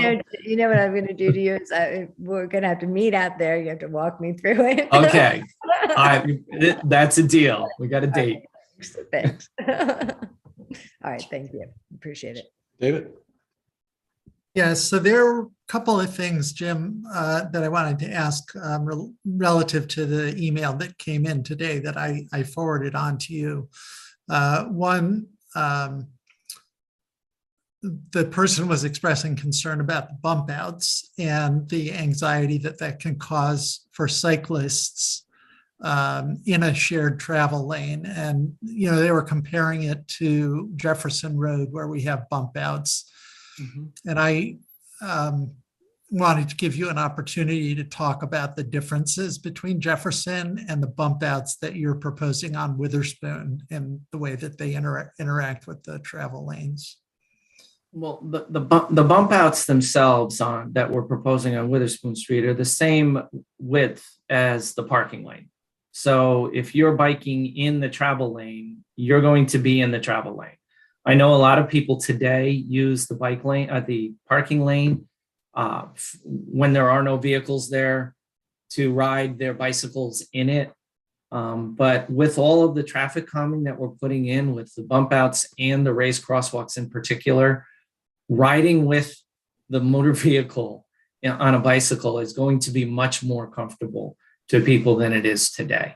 I do want to point out, Councilman, that looking at the accident record and looking at the number of bicycles that use Witherspoon Street, when we did our Wiggins, Hamilton, Paul Robeson corridor study, the bicycle trips were investigated, and this Witherspoon corridor is actually more traveled.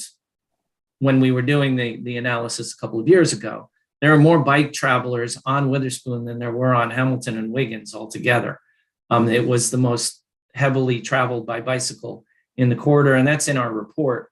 But over the last 5 and actually last 7 years, we as engineers only look at 5 years, but Sergeant Murray provided us with 7 years of analysis.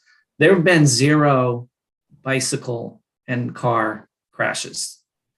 The only ones that happened were 2 that were at the Birch Street, Birch Avenue intersection, when a bicyclist riding on the sidewalk didn't stop to cross the road and ran into a car that was trying to come out of Birch and make a turn. We've had it's actually a very safe corridor considering the number of bicyclists that actually use it. So that was our conclusion, and we're going to make it safer with our traffic calming devices that we're doing. And that statistic was not lost on me, in that the option B that we were looking at 2 weeks ago would actually have encouraged that kind of accident, because essentially would have had bicyclists riding across intersection, if not in the sidewalk, right next to the sidewalk. And so I appreciate that, Jim. And I'll just make the point that on Jefferson Road, the way the bump outs work is they're on both sides of the road, and they come out far. They don't come out as far as the parallel parking lane. So, instead of having a bump out on one side that is equal in depth to the parking, they come out on both sides, and they're about half of a parking lane width. So I think that's I hope that's old technology that wouldn't be used today for bump outs, because they do cause a lot of anxiety. And I will just mention, as we look at those other roads like Jefferson and Moore as alternative north-south routes, we have to realize that there may be some significant construction that would be required to fix that problem that was created when those bump outs were made. The other thing, I don't even know if you had a chance to talk to Taylor, but apparently the trees, the Kentucky coffee trees, Yes. have pods. I actually knew the answer before. I didn't even have to talk to Taylor. The reason the espresso subspecies of the Kentucky coffee tree is chosen is because they do not produce those seed pods that are toxic to dogs. That are toxic to dogs. Yes. Yeah. So that's a tree that doesn't have the toxic seed pods. Great. Thank you so much. Other council questions? Eve? Thanks again for this process. I think, it's not 100% where any of us wanted to be, but this is reality. And as Michelle said, I think you've shown, you and the rest of the staff have shown a tremendous amount of patience in kind of allowing us to express our preferences and to really explore them and then, come back with the cold, hard reality, which is not always what we want to hear. But I think it's a good plan that will be a vast improvement over what we have. My one question is really about the speed limit. And I know Sergeant Murray is here as well, but this was a couple of years ago. I was very naive about this. I kind of thought the town could basically ordain whatever they wanted as a speed. And now I understand that is not the case, that there have to be studies and warrants, and you can't just artificially slow traffic in a way that makes scofflaws of 90% of the population. So could you explain the process by which we would, because I mean, obviously, as several people have said, and as Tinica Tio said in her letter, like slower would be better, but what is it realistically that we could do? What do you think a realistic speed limit for our new Witherspoon might be? Well, Councilwoman Niedergang, you hit the nail on the head when you talked about we don't want to ordain something that causes 95% of the people to break the law. Witherspoon Street, in our study that was done, it shows that the 85th percentile speed on Witherspoon is 27 miles an hour. That's only slightly over the posted speed limit. The 95th percentile, 95% of people travel at 30 or less. The average speed in our study was 22 miles an hour.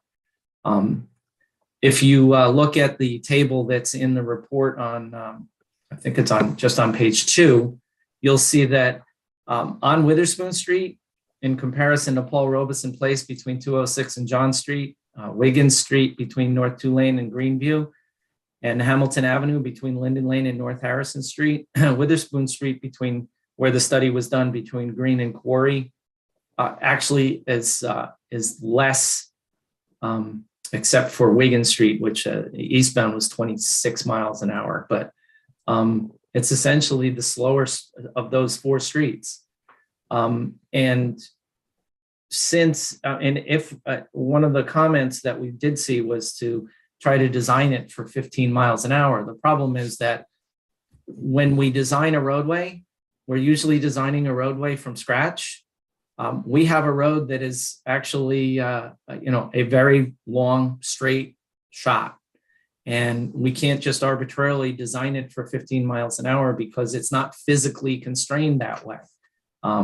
So the only thing that we can do is add traffic calming with these raised crosswalks to physically slow people down so that they're traveling at less than the speed limit.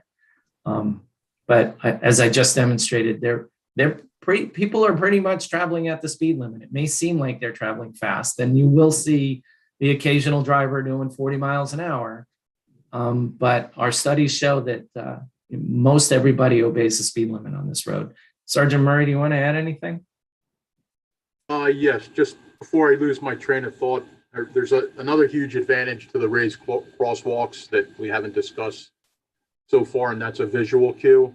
Right? And the bump outs that we're talking about in this phase that we're about to adopt or hopefully adopt are going to bring those people out into view of the motorists as they're coming up the road at a greater distance from away. So the motorists will have the opportunity to react. Whereas right now, we have people walking out into the street in between parked cars. We have some site obstructions. The plan showed that we are going to lose some parking, which might be of concern to some people. But we've looked at the parking and the availability of the parking on a regular basis. And truth be told, some of the parking that's there now should not be there now because it causes site obstructions for people exiting some of the side streets and especially private driveways. Back to the speeding issue. As your traffic safety officer, I would entertain the thought of researching a 5 mile per hour reduction, but I would caution everyone to go any less. One of the reasons is that whenever you try to adjust or make the necessary adjustments for problems on certain areas, there's always an equal reaction elsewhere. And what they tell you in traffic engineering is you have to be very careful that you don't transfer that problem elsewhere. So if we're talking about this particular case, if somebody feels that they're unnecessarily being slowed on Witherspoon Street, they decide to take another route, so to speak. Well, we're limited to the west and John Street. The next available street is going to be Jefferson and then Moore, right around the high school and in a very residential area. We don't want to transfer that speeding problem to those roads as well. So another thing that traffic engineering wants to do, and that the state always reminds us of, it is really the goal is to keep people moving safely and efficiently. So we don't want to unnecessarily slow people to the point where it transfers a problem and you're really not gaining that much from the safety aspect of it. So I would entertain looking at a 20. I would like to see that if in fact that is done, that it's done between a crosswalk or an improved facility, which also serves as a visual cue to help us cue motorists that know when they slow. Because one of the things that we are facing here is with the width and everything that's kind of compressed into the small area, you have to be very cognizant of the signage that you use. You don't want an overabundance of it. You want just enough to convey a clear, concise message so all users understand what's acceptable and what isn't. And as in closing, what was mentioned before is really from an accident standpoint, especially when you look and concentrate on pedestrian and bike accidents, the street itself, this section performs extremely well.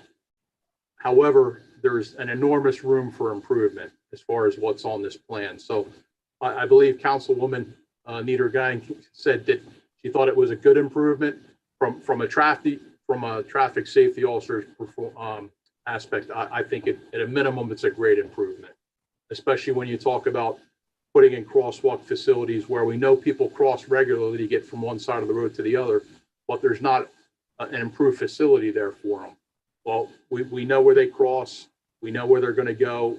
We're making those improvements and putting not only marked cues, but in some cases, raised crosswalks to further give a visual cue and make the motorists expect it, to encounter, they can expect to encounter pedestrian traffic at those points. So the other thing that hasn't been talked about yet is that this phase, the way that it's presented right now, will allow us to get in, clean up the entire area, to do it in an efficient manner, and do it quickly so everyone reaps the benefits quickly.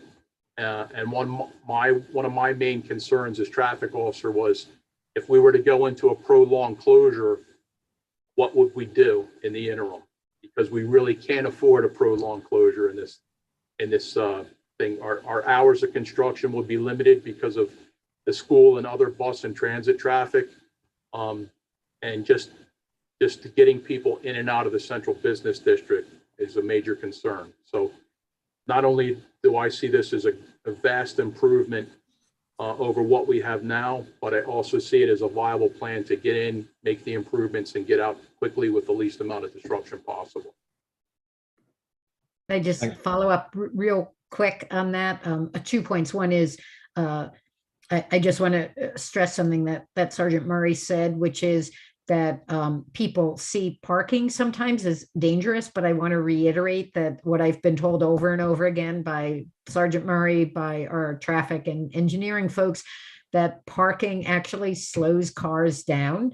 So Sergeant Murray's concern about eliminating parking is that you're taking away some of the cues to slow down. So I just want to just make that point, because I think it can be very counterintuitive. And then I'm pretty sure that I understand what Jim and Sergeant Murray would respond to this question, but I assume we have a single speed limit the entire stretch. We're not going to like go from 25 to 20 to 25, because again, I think what I've learned in the last few years is that confusion can be very detrimental to safety. So if one of you could just speak to that for a moment, and then I'm done. Thanks. Sure. No, we would look for it. I've always valued consistency. I think that's the key to success. One of the problems that we have now in this section and other surrounding areas is sometimes we do send confusing messages, because truth be told, it's a culmination of years of change and improvements and us trying to address certain specific areas instead of an entire corridor.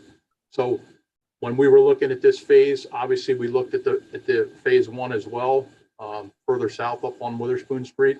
We want everything to be consistent. We want to convey a clear, concise message to all users, whether it be pedestrian, bike, or motor vehicle, exactly what's permitted and what's not. And we want to give a clear advance warning of that. And we don't want to confuse anybody by changing things up on them, so to speak. So if I were to entertain and it made sense to lower that speed limit based upon these particular circumstances, I would say that we would want to have one limit of it. If we were going to change and go from a 25 down to a 20, you're going to have that appropriate amount of transition space. And once again, you're going to need that visual cue to sort of serve as a line. Okay, well, here's where it changes, and here you have to slower the speed limit at this point. But your comment to the parked vehicles is right.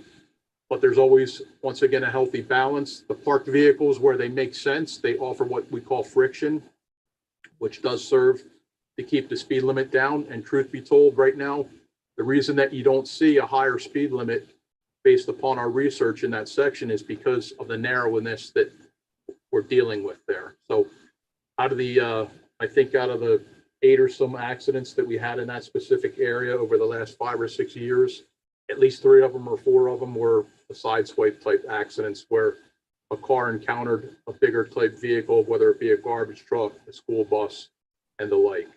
So there's advantages to having the parking on the street, but then again, when it's too close to a side street where it inhibits a site obstruction, it doesn't make sense. So I think we have a healthy balance in this case. Thank you. Thank you, Sergeant. Leighton. Thank you, Mayor, and thank you, my good friend, Sergeant Tom Murray, for that excellent report. I want to add a little bit to that, though.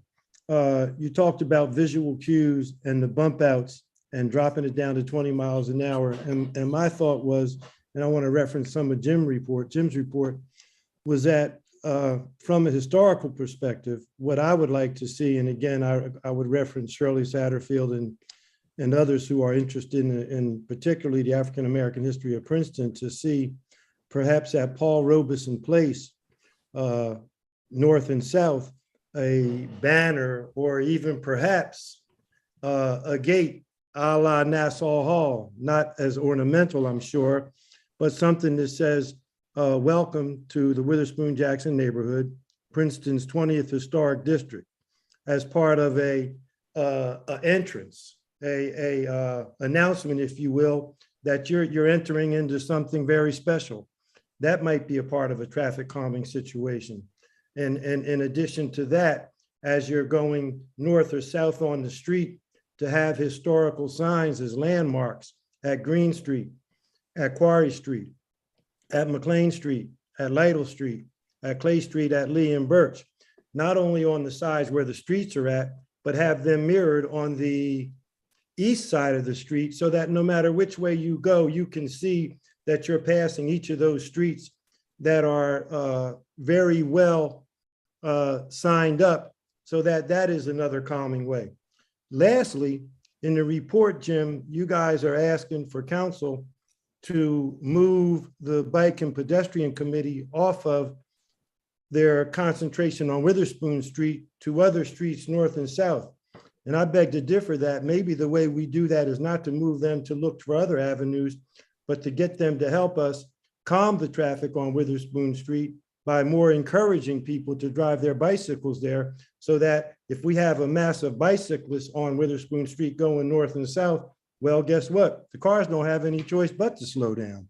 So I would ask for all of us to work together and build a consensus around Witherspoon Street being the promenade and the main corridor that it should be, and just getting with Sergeant Murray's group, the police, to do their calming thing, to have perhaps at different intervals, cops out there giving a ticket to people every once in a while who do go over the speed limit, and encouraging our bicyclist enthusiasts and other types of exercise enthusiasts to use the street, and thereby all of that activity going together, I think might help us make it the promenade it once was, slow down the traffic and make it even more used than it is now, and in a much safer way.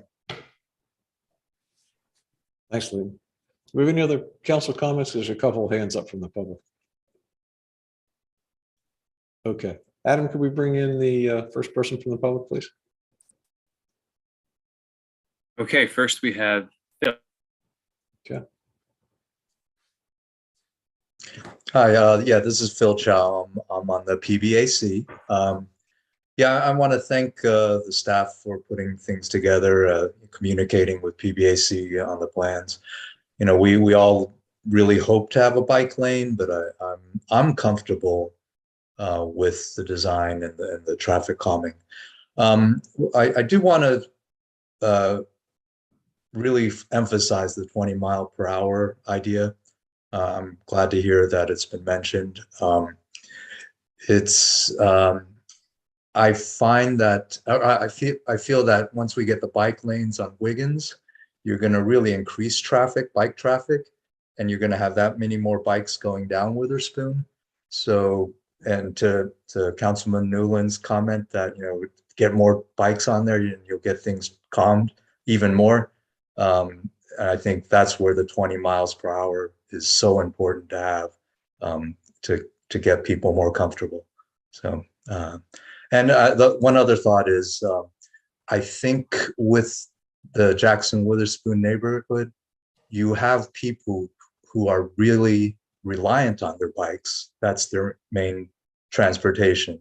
So I think, again, having the 20 miles per hour is so important for their safety, because they have to use that corridor.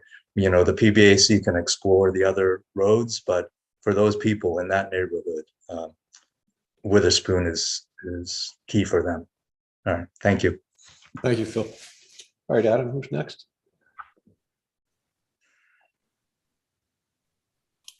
Okay, next is Tinnick.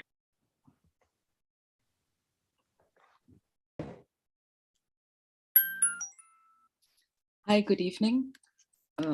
My name is Tina Cutzio, 79 Dempsey Avenue. And I would like to thank everybody for all the work that has gone into this stretch of Witherspoon Street. I also think that it's going to be an improvement over what is there now. I did see, though, that on your presentation, where it goes past Franklin Avenue, it still has the parking lane and therefore no bike lane. So I would plead for bike lanes to start at Franklin Avenue and go all the way to Valley, because after all, there's the CP school there, and there's a lot more space, and the parking is even less utilized north of Franklin than elsewhere on that road. It's also a good idea to keep the place where there are sharrows short, only because I know how slow I am. And if I were a driver, I would get very frustrated if you had to stay behind me for longer than necessary. So for that also, it is very useful for the speed limit to be 20 miles per hour. Because I bike 10 miles per hour, and if people think that they can go 25, then they will get really frustrated. And anyway, when the posted speed limit is 25, Ian Baker tells me that engineers design for 30 miles per hour because they always design 5 miles above the speed limit. And I'm like, well, isn't that kind of shooting Sergeant Murray in the foot? Because, you know, you want people to stay below the speed limit, but you design the road for 5 miles above the speed limit. How unfair is that? And it concerns me because at 30, if you get hit at 30 miles per hour, that's as if you fell off the 4th floor of a building. If you get hit at 20 miles per hour, that's like falling 14 feet or almost the 3rd floor of a building. Being hit at 15 miles per hour is more like falling 8 feet. So you can see why it's so important to make the design speed at most 20 miles per hour. And I actually don't care what it says on the posted speed sign, but it's the design speed that's important. And I think my time is up. Thank you very much. Thank you. Perfect time. All right, Adam, can we bring in the next person, please? Okay, next we have Perry.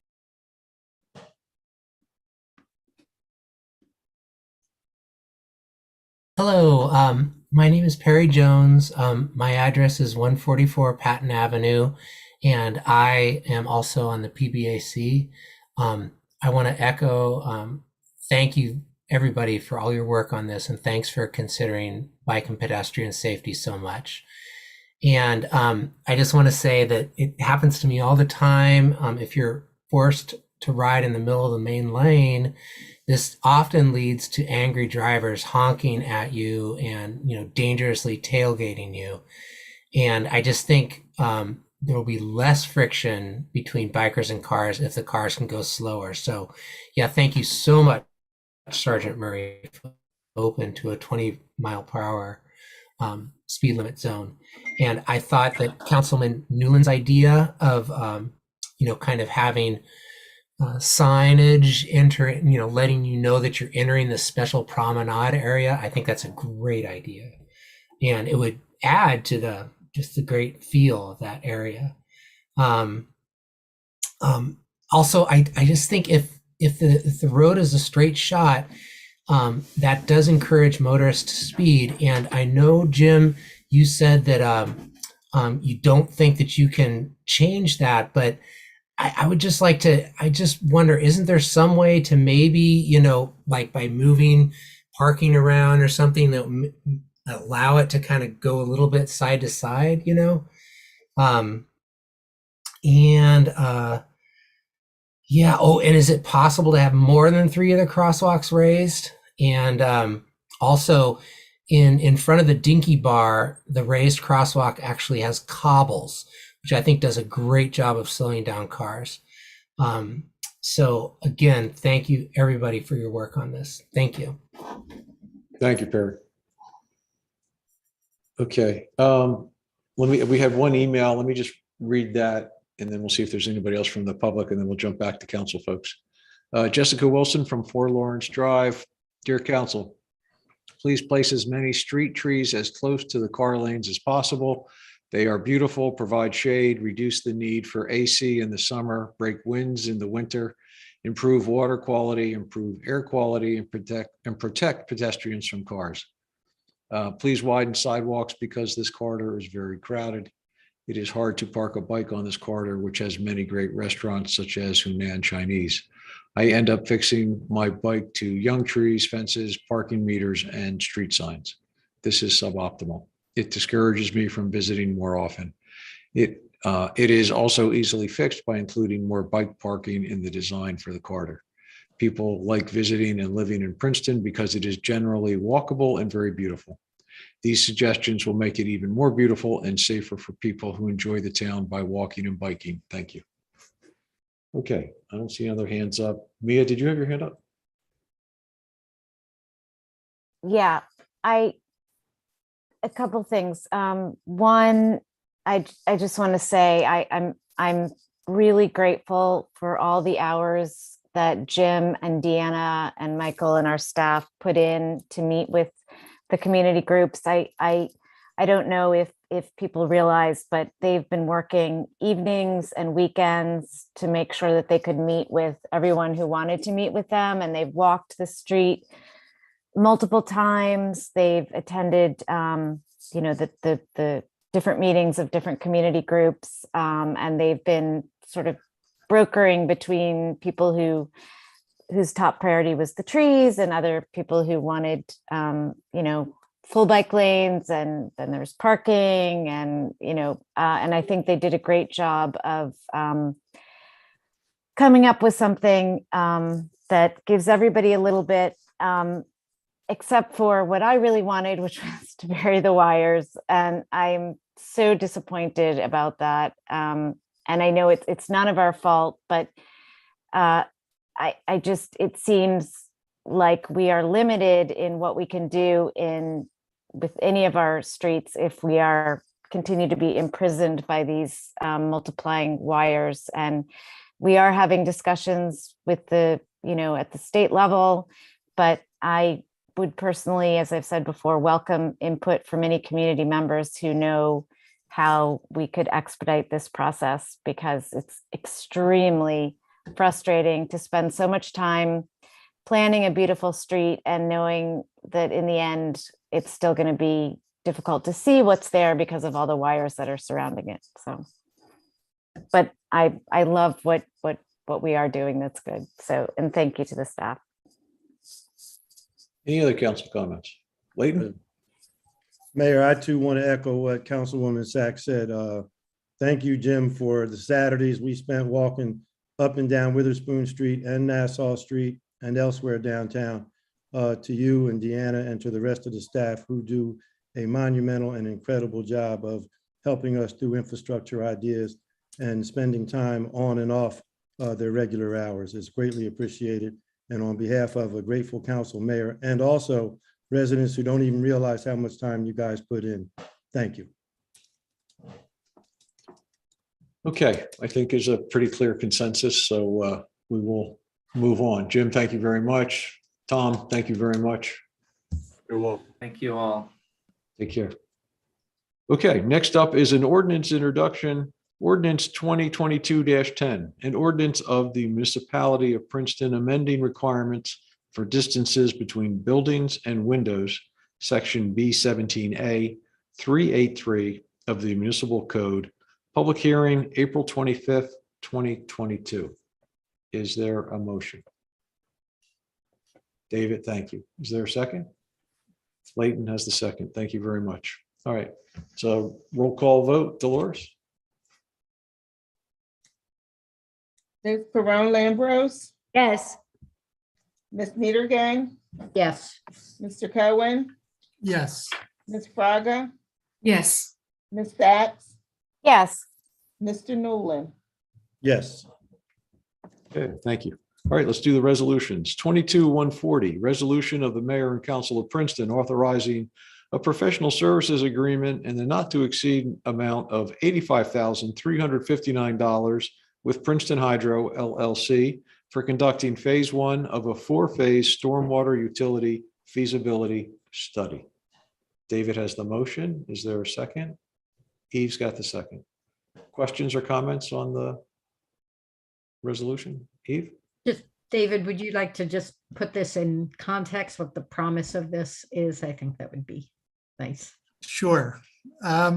So basically, a stormwater utility is a different way to raise funds for investing in stormwater infrastructure.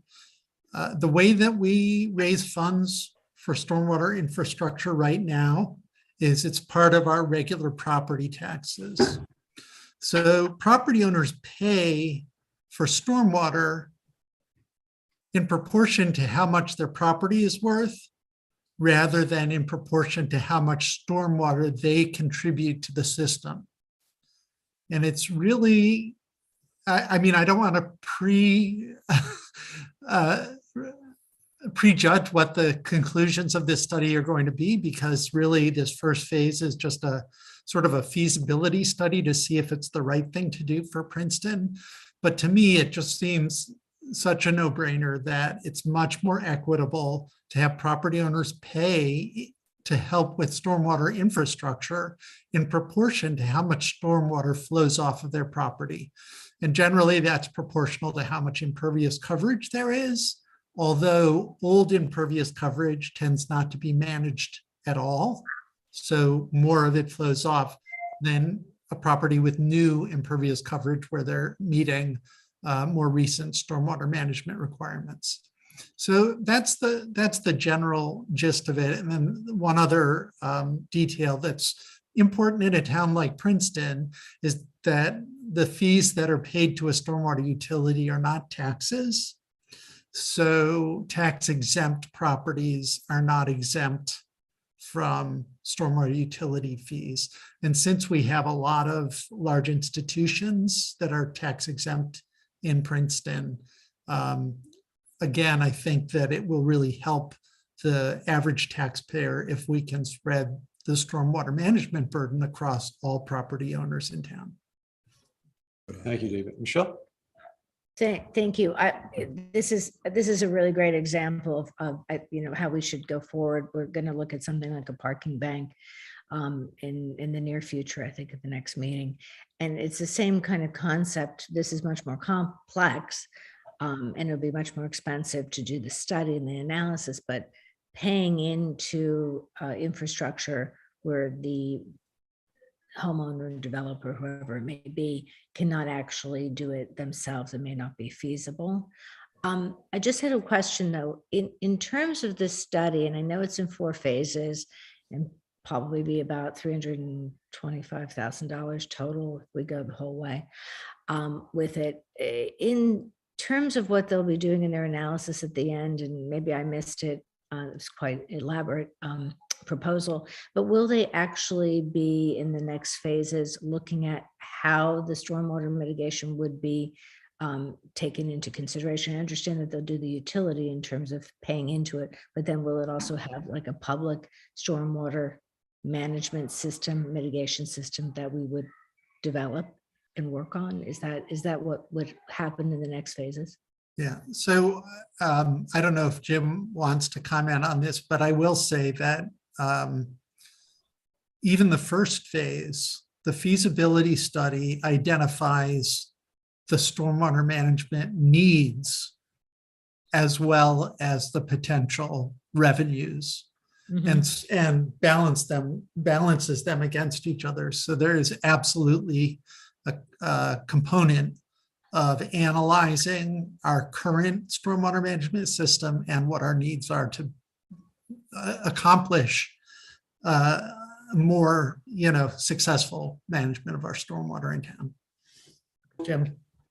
Yeah, and the ultimate goal of a stormwater utility is to be able to manage our infrastructure that we already have in existence, and to do those kind of mitigation projects that you are alluding to.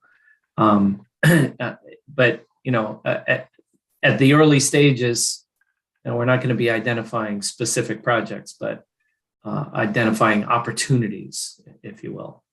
Right, but clearly that would be the end goal, is to get to Yes. how we would do that on a public facility in order to then offset and utilize the fees that they'd be paying. Right.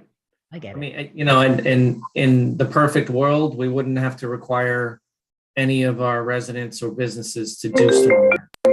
If we could do it all our own. Thank you, Jim. Thank you. Any other questions, comments? All right, if not, all in favor, please say aye. Aye. Aye. Okay, that's everybody. 22-141, resolution of the mayor and council of Princeton approving the services of U.S. Athletic Fields, Inc. for turf management services for Community Park South, Smoyer Park, Fairview Fields, Greenway Meadows, Hilltop Park, Grover Park, Witherspoon Street Municipal Complex, and Monument Hall Complex in the amount not to exceed $23,651.10. Michelle, thank you. Is there a second? Mia's got the second. Questions on the resolution? All right, seeing none, all in favor, please say aye. Aye.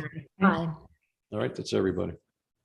22-142, resolution of the mayor and council of Princeton authorizing the award of a contract to Magic Touch Construction Company, Inc. for the replacement of 4 univentilators and 5 new motors for the HVAC system repair at 363 Witherspoon Street Firehouse in the amount of $32,420.90. Layton's got the motion, Michelle's got the second. And I would just note that's no longer Firehouse number 3, but it is the Princeton Fire Department Firehouse. All 3 fire companies are housed there. Just mentioning that. It's been moved and seconded. Questions or comments other than that? All in favor, please say aye. Aye. Okay. 22-143, resolution of the mayor and council of Princeton authorizing a professional services agreement with the law offices of Gerald Muller, PC, for a not to exceed cost of $30,000 for legal services to the Princeton Planning Board for calendar year 2022. Mia's got the motion. David's got the second. Comments or questions? All in favor, please say aye. Aye. Everybody. 22-144, resolution of the mayor and council of Princeton authorizing Princeton Community Housing to continue to serve as the administrative agent for the Princeton Affordable Housing Program for the calendar year 2022, not to exceed $41,000. Is there, Mia's got the motion, Michelle's got the second. Questions or comments? Seeing none, all in favor, please say aye. Aye. Aye. 22-145, resolution of the mayor and council of Princeton authorizing the purchase of an affordable housing unit, 274 Griggs Drive, in the amount of $86,713. Is there, David's got the motion, Michelle's got the second. Questions on the motion? None. All in favor, please say aye. Aye.